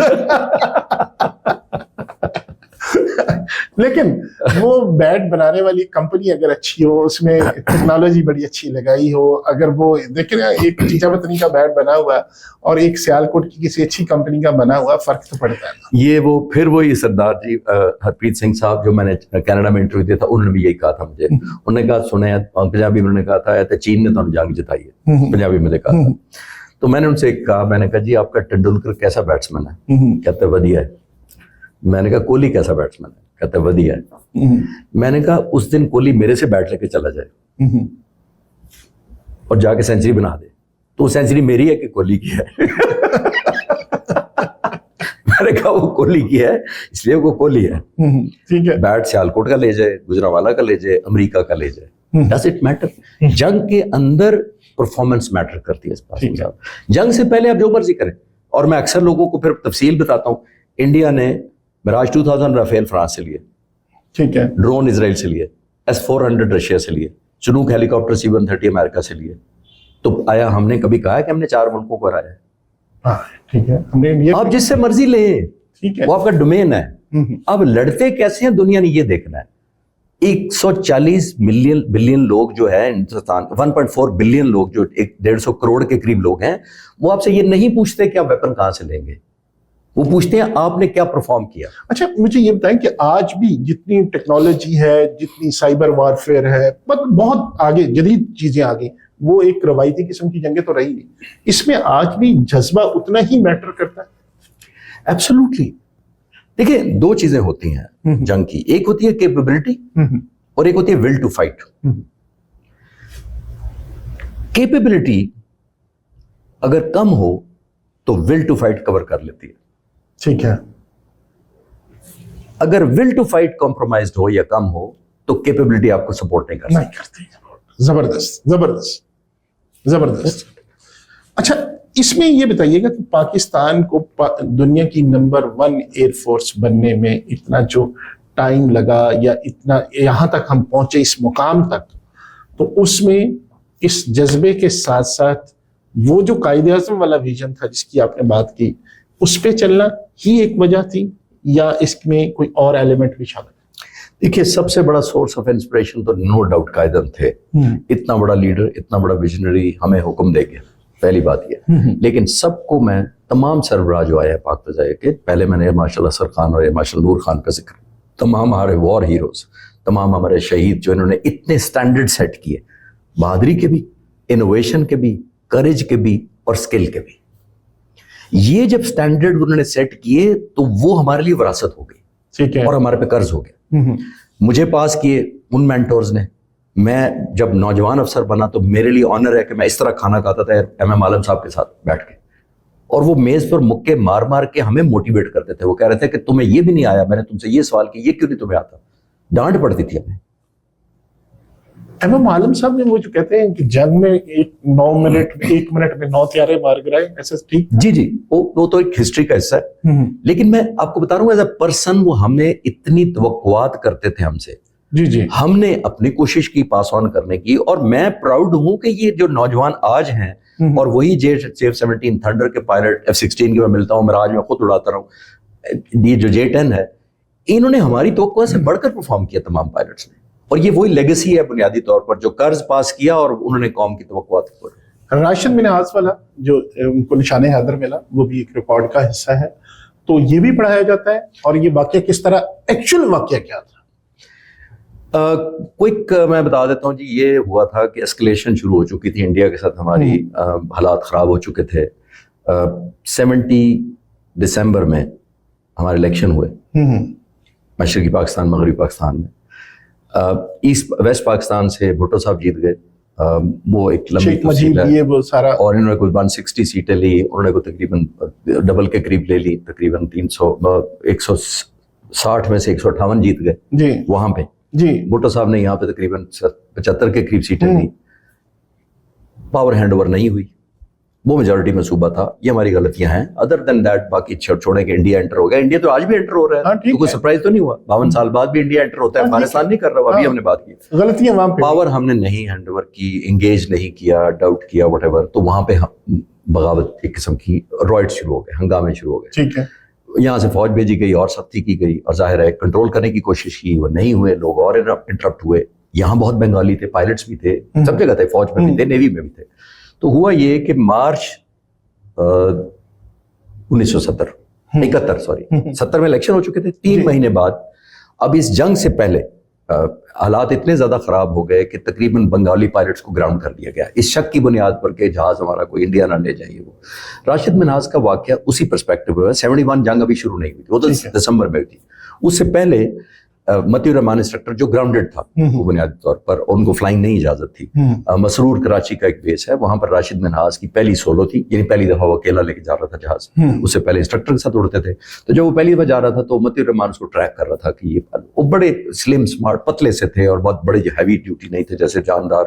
تو اس نے اس کو اشارہ کیا کہ نیچے کوئی جہاز میں جیسے کوئی فیول لیک ہوتا ہے، انسٹرکٹر کوئی بھی کہہ دے تو آپ روکتے ہیں جہاز کے، کوئی شاید ٹائر پھٹ گیا ہے یا کوئی لیکیج ہے فیول کی، تو آپ روک لیتے ہیں. تو انہوں نے اشارہ کر کے ایسے اشارہ کیا کہ پرابلم ہے، تو روک لیا انہوں نے جہاز. تو کاکپٹ کھولنے کا کہا. جب کاکپٹ کھولا تو متی الرحمان پیچھے بیٹھ گئے زبردستی بغیر کسی پیراشوٹ کے اور ساتھ. اور اس دوران کہتے ہیں کہ ان کو سنگایا اور بے ہوش کیا ان کو، راشد منہاج کو، اور جب ٹیک آف کر کے چلے گئے. وہ ٹیک آف کے بالکل قریب تھا جہاز، وہ ٹیک آف کر گئے. اب اس دوران اس کی ایک کال آتی ہے ریڈیو پہ جب ان کو ہوش آتا ہے راشد منہاج کو کہ I am being high jagged.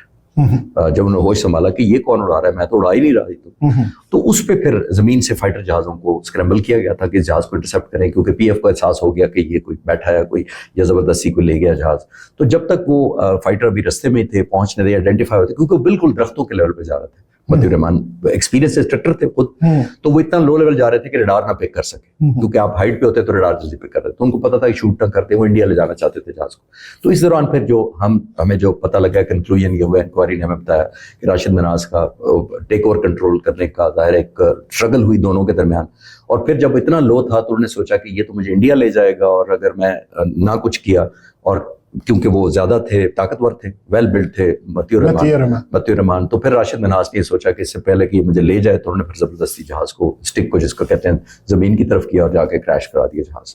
اور یہ ان کے ویلر کی بہادری تھی. obviously بہادر کی ایک آج بھی ایک بہت بڑی اسٹوری ہے کہ ملک کو ایک ندامت یا شرمندگی سے بچایا, اگر وہ جہاز چلا جاتا تو ملک کے لیے نیشنل لیول پہ بہت بڑی امبیرسمنٹ ہوتی. تو اسی وجہ سے ان کو پھر حکومت پاکستان نے نشان یاد رکھ دیا. ماشاءاللہ, داستان بڑی پڑی ہے داستانوں سے ہماری ایئر فورس کی بہادری کی. اچھا, ابھی جو چیزیں ایک دو میرے ذہن میں رہتی تھی, جو پبلک پوچھنا چاہتی, دیکھنا چاہتی ہے, وہ سوال میں آپ سے کرنے لگا. سوال یہ ہے کہ ایک فائٹر پائلٹ جب اڑتا ہے تو اس کو پتا ہوتا ہے کہ شاید میں نے واپس آنا یا نہیں آنا, تو وہ کیا سوچ کے جاتا ہے, اور کس طرح سے اس کو تربیت دی جاتی ہے, بتایا جاتا ہے کہ آپ نے یہاں جانا, اور جہاز میں کس طرح کیا کیا ویپنز ہوتے ہیں, کس طرح ان کو گائیڈ کیا جاتا ہے, کیا مطلب ایک فضا میں ایک عام آدمی کے لیے کہ یار فضا میں جا رہا ہے, مجھے تو پتہ نہیں میں انڈیا پہنچ گیا ہوں, کہاں پہنچ گیا ہوں, کدھر پہنچ گیا ہوں, تو وہ سارا یہ پروسیس ہوتا کیسے ہے؟ دیکھیے, جہاز کے اندر بہت سارے انسٹرومنٹ خود اٹ سیلف لگے ہوتے ہیں جو آپ کو لوکیشن بتاتے ہیں, نیویگیشن بتاتے ہیں, جی پی ایس وغیرہ لگے ہیں, سب جہاز میں ماڈرن ہو گیا. تو جب جہاز نارمل آپ سیکھتے ہیں, کچھ آپ سارٹیز انیشلی انسٹرکٹر آپ کے ساتھ جاتا ہے, چاہے وہ پنکھے والا چھوٹا پروپیلر جہاز ہو, پھر جیٹ ہو, پھر فائٹر ہو. پہلے انسٹرکٹر کے ساتھ آپ اڑتے ہیں 3 4 5 یا 6 ڈپینڈنگ آن فائٹر جہاز ہے. تو وہ جب آپ کو سمجھتے ہیں کہ اس قابل ہیں کہ آپ انڈیپینڈنٹ اڑ سکتے ہیں, آپ کو انڈیپینڈنٹ جانے دیتے ہیں. تو پہلے آپ بیسک فلائنگ کرتے ہیں ایئر فورس کے اندر, جس کا مطلب فائٹر فلائنگ سے کوئی تعلق نہیں ابھی ہوتا. تو جس کو کہتے ہیں بھائی ٹرانزیشن آپ کرتے ہیں, پھر پروپیلر جہاز پہ اڑتے ہیں, پھر جیٹ جہاز پہ اڑتے ہیں, پھر فائٹر جیٹ پہ اڑتے ہیں, پھر فائٹر جیٹ پر جاتے ہیں, فائٹر جہاز پر جاتے ہیں اور ٹرینر سے نکل کر. تو اس کے اندر بھی جا کے ڈوئل آپ کو اڑنا ہوتا ہے, اور پھر آپ کو کلیئرنس ملتی ہے کہ آپ فائٹر پائلٹ اب ڈکلیئرڈ ہیں, ناٹ فار آپریشنس, صرف فائٹر پائلٹ کلیئرڈ ہے. پھر آپ کی پوسٹنگ اسی اسکواڈرن میں ہوتی ہے, وہاں کی پھر ٹریننگ ہوتی ہے, فائٹر فلائنگ کی ٹریننگ ہوتی ہے, جس کے اندر آپ کو بتایا جاتا ہے کامبیٹ کیسے کرنی ہے, دشمن کا مقابلہ کیسے کرنا ہے, ریڈار کیسے کام کرتا ہے, نیویگیٹ کیسے کرنا ہے, ادھر سے لے کے پہنچنا کیسے ہے, کون سے انسٹرومنٹس ہیں, لو لیول فیول کیا ہے, خطرات کیا ہے لو لیول فلائنگ, کیونکہ برڈس ہوتے ہیں, ہائی ٹینشن وائرس ہوتی ہیں, ونڈ ہوتی ہے, ویدر ہوتا ہے, بہت سارے فنومیناز ہوتے ہیں. تو وہ سارے آپ کو سکھائے جاتے ہیں. کاکپٹ کے اندر بہت زیادہ انسٹرومنٹ ہوتے ہیں. پھر آپ کی ریڈیو پہ کال ہے, ریڈیو دوسرے جہاز سے آپ بات کر سکتے ہیں, کمیونیکیشن کر سکتے ہیں. تو ایک لیڈر ہوتا ہے ہر فارمیشن کا, ڈیپینڈ کرتا ہے اگر آپ نے اسٹرائک پہ جانا ہے دشمن کرنے کے لیے, تو پھر ڈیپینڈ کرتا ہے کتنا اکیلا جہاز نہیں جاتا, اکیلا جہاز نہیں. یہ ایک پیکج ہوتا ہے, ڈیپینڈ کرتا ہے کتنا خطرناک مشن ہے. 8 جہاز جائیں گے, 16 جائیں گے, 20 جائیں گے, اور ان کا آپس میں رابطے میں ہوتے ہیں. لیکن ریڈیو وار میں آپ یوز نہیں کرتے, کیونکہ آپ کے ریڈیو کی کالوں سے دشمن کو اندازہ ہو جاتا ہے کہ فائٹر جہاز آ رہے ہیں, وہ انٹرسیپٹ کر رہا ہوتا ہے. جیسے آپ نے گاڈزیلا کی سنی تھی, جو وہ ریڈیو کال ہی تھی جو ہم نے انٹرسیپٹ کی تھی, تو دشمن بھی انٹرسیپٹ کر لیتا ہے اس طرح. تو یہ ایک مشن کے پروفائل, پھر مشن بڑی ڈفرینٹ طرح کے ہوتے ہیں. آپ نے آرمی کو سپورٹ کرنا ہے, آپ نے لائنز آف کمیونیکیشن انیمی کی ڈسٹرائے کرنی ہے, آپ نے برجز کو کرنا ہے, آپ نے ایئر کامبیٹ کرنا ہے, آپ نے جیمنگ صرف کرنا ہے, آپ نے کوئی کنیکٹیوٹی کا ریڈار بننا ہے کہ آپ ایسے اڑیں گے تو باقیوں کو گائیڈ کریں گے. تو بہت درجنوں قسم کی ورائٹی ہوتی ہے. اچھا, ہمیں تو صرف یہ پتا ہے نا کہ یہ جہاز فائٹر پائلٹ اڑ رہا ہے اور اس نے یہ گولیاں مارنی ہے یا اس نے یہ میزائل پھینکنا ہے, ایسا ہی ہے. نہیں, وہ دیکھنے میں ایسا ہی لگتا ہے, لیکن اس کے پیچھے بہت زیادہ ٹریننگ ہوتی ہے. اور میں اکثر کہتا ہوں کہ جب یہ جہاز میزائل, میں اکثر پڑھاتا ہوں یونیورسٹی میں, تو میں ان سے پوچھتا ہوں کہ یہ جو میزائل کو بٹن دبایا پائلٹ نے, تو فار ایگزامپل میکسیمم 1 منٹ میں یا 30 سیکنڈ میں ہٹ ہو گیا جہاز, تو میں کہوں آج آپ سے گھر جا کے کوئی پوچھے کہ آپ نے کتنی دیر میں فائٹر پائلٹ جہاز کو مارتا ہے, تو ظاہر آپ کہیں گے 1 منٹ. تو میں اپنے اسٹوڈنٹس کو کہتا ہوں کہ 1 منٹ نہیں, وہ 10 سال اور 1 منٹ ہوتا ہے. 10 سال وہ ٹریننگ جو وہ کرتا ہے, کیونکہ وہ بٹن ایسے نہیں دبا سکتا. اس نے کیلکولیشن ہے, اس کی مینٹل ڈی آر ہے, اس نے ریڈار پڑھنا ہے, اس نے ایسٹیمیٹ لگانا ہے, اس نے دشمن کی پوزیشن دیکھنی ہے, اس نے اپنے میزائل کی رینج سے میچ کرنا ہے, اس نے منورنگ دیکھنی ہے کہ میں کرنی ہے یا اینیمی تو نہیں کر رہا. تو وہ 10 سال اور 1 منٹ میں مارتا ہے, یعنی 10 سال اس پریپریشن تب جا کر وہ مارتا ہے. تو اس کے پیچھے ایکسٹینسو ٹریننگ ہوتی ہے ظاہر ہے, اور آخری دم تک سیکھتے رہتے ہیں. اچھا خالد صاحب، یہ جو جہاز فلموں میں ہم نے دیکھا ہے آپس میں ٹکراتے بھی ہیں، وہ مار رہے ہیں اس کو، وہ ایک دفعہ بعض اوقات کسی کا وہ ایک پر جو ہوتا ہے دوسرے کے لگ گیا، اس ونگز کی بھی فائٹ ہو جاتی، اس طرح ہوتا ہے یہ ایسے؟ نہیں، اب یہ ایسی جنگیں نہیں رہی. یہ ورلڈ وار میں ہوتا تھا کہ ٹکرا جاتے تھے، درجنوں جہاز مروور کرتے تھے، ایک دوسرے کے خلاف آتے جاتے تھے، کلوز گزرتے تھے، مس ہو جاتا تھا، مڈ ایئر ہو جاتا تھا. اب جو یہ جو جنگ ہوئی ہے، میں نے کہا نا، ہم بارڈر پار کیا ہے، میزائل پہنچا دیے ہم نے، انہوں نے اپنا کام کر دیا. لیکن میزائل ایسے نہیں پہنچ جاتے، جیسے میں نے تھوڑی دیر پہلے عرض کیا، اس کے لیے ایکسٹینسو آپ کو ٹریننگ کرنی پڑتی ہے، انٹیگریشن کرنی پڑتی ہے. تو اب وہ نہیں ہے کہ جو آپس میں ٹکرا رہے ہیں، جو ڈاگ فائٹنگ نہیں، اب ڈاگ فائٹ آلموسٹ نہیں ہے. ہو سکتا ہے، رول آؤٹ نہیں کرتے، ٹریننگ تو آج بھی ہوتی ہے. اب یہ نہیں میں کہہ رہا کہ ہم بیونڈ ویژول رینج میزائل کی تیاری، کامبیٹ آج بھی پریکٹس کرتے ہیں، کلوز فائٹس کرتے ہیں، بالکل ایک دوسرے کے چند فیٹس پہ، ہنڈریڈ آف فیٹ پہ ایک دوسرے گزرتے ہیں، ایک دوسرے کو دیکھتے ہیں. اتنے بڑے آپ کو ہیلمٹ نظر آتے ہیں قریب سے گزر دوسرے جہاز کے، تو وہ ابھی بھی ہے وہ. لیکن میں کہہ رہا ہوں کہ نیچر آف وار پھر چینج ہو گیا. الیکٹرانک آ گئی، سائبر آ گیا، ریڈار آ گئے، سیٹلائٹ آ گئے، جیمرز آ گئے، آپ کا اپنے ریڈار اتنے پاورفل آ گئے، میزائل بیونڈ ویژول رینج آ گئے، دن اور رات کا فرق ختم ہو گیا. تو یہ نیچر آف وار بہت بدل گیا. اچھا، ایک جو فائٹر جیٹ ہوتا ہے اس میں کتنا اسلحہ ہوتا ہے، ویپنز کتنے ہوتے ہیں؟ ڈپینڈ کرتا ہے. اپروکسیمیٹ میں J-10 کا آپ کو بتا دیتا ہوں، جو لیٹسٹ ہمارے پاس ہے. تقریباً یہ 9 ٹن، 8 سے 9 ٹن کے قریب جہاز ویپن لے جا سکتا ہے فیول کے علاوہ. اس میں کیا کیا ہوتا ہے؟ اس میں میزائلز بیونڈ ویژول، ڈپینڈ کرتا ہے نیچر آف مشن. دیکھیے ہر جہاز کو تیار کرایا جاتا ہے کہ یہ کس مشن پہ بھیجنا ہے آپ نے. فرض کریں وہ ہم نے تو یہ اس والی جنگ میں وہ لڑنے کے لیے، میزائل پھینکنے کے لیے بھیجا. میزائل تو اس جہاز پر J-10C پر تقریباً 6 سے 8 میزائل لگ جاتے ہیں. ٹھیک ہے، ڈپینڈ کرتا ہے کنفیگریشن. آپ نے صرف پیور ایئر ٹو ایئر رکھنا ہے تو صرف میزائل لگیں گے، 8 میزائل لے کے چلا جائے گا وہ. اگر آپ نے 8 سے 10 لگتے ہیں، ویری کرتا ہے کنفیگریشن آپ نے کرنا. اگر آپ نے یہ کرنا ہے کہ صرف بامبنگ مشن کرنا ہے، کسی جگہ کو آپ نے ڈسٹرائے کرنا ہے، کوئی برج ناک آؤٹ کرنا ہے، تو میزائل پھر 2 یا 4 لے کے جائے گا اپنے سیلف ڈیفنس کے لیے، اگر ضرورت پڑے باقی بامبز لے کر جائے گا.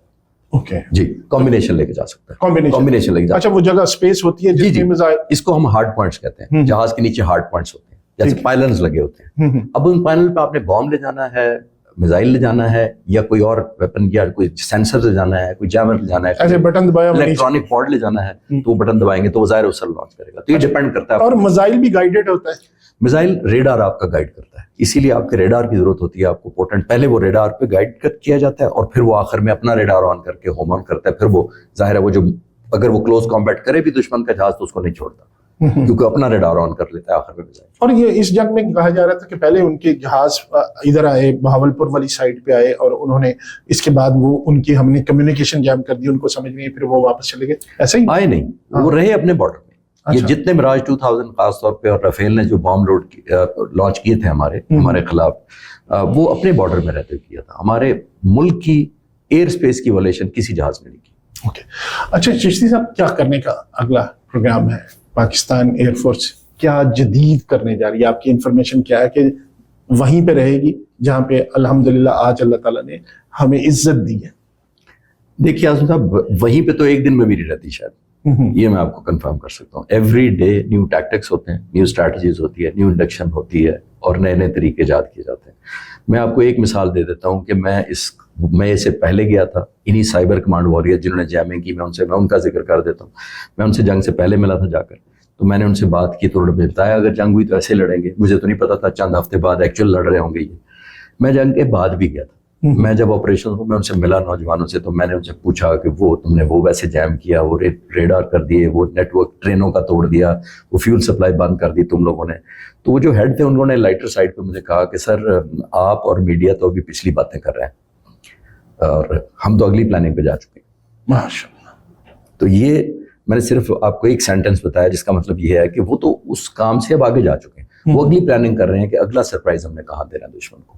تو اللہ کرے یہ سرپرائز دینے کی استطاعت اور یہ ویژن جو ہے لیڈرشپ کی، اور تمام جو ٹیم ہے پاک فضائیہ کی، میں تو دعا کر سکتا ہوں آپ کے پروگرام کے وسیلے سے آخر میں کہ ان کی استطاعت قائم رہے، اور اللہ تعالیٰ ان کو توفیق دے کہ وہ قوم کے توقعات کو اسی طرح پورا کرتے رہے. اللہ تعالیٰ پاکستان کا حامی و ناصر ہو، اور اس دعا کے ساتھ کہ اللہ تعالیٰ نے جو پاکستان کو آج عزت دی ہے، اللہ تعالیٰ ہر موقع پہ، ہر اس طرح کی کسی بھی معاملے پہ، جنگیں مطلب کسی کے لیے بھی سود مند نہیں ہوتی، کسی ملک کے لیے بھی بہتر نہیں ہوتی. اللہ تعالیٰ سب کو اپنی حفظ و امان میں رکھے، اور پاکستان کو ہمیشہ دشمن پہ فتح نصیب کرے. آمین.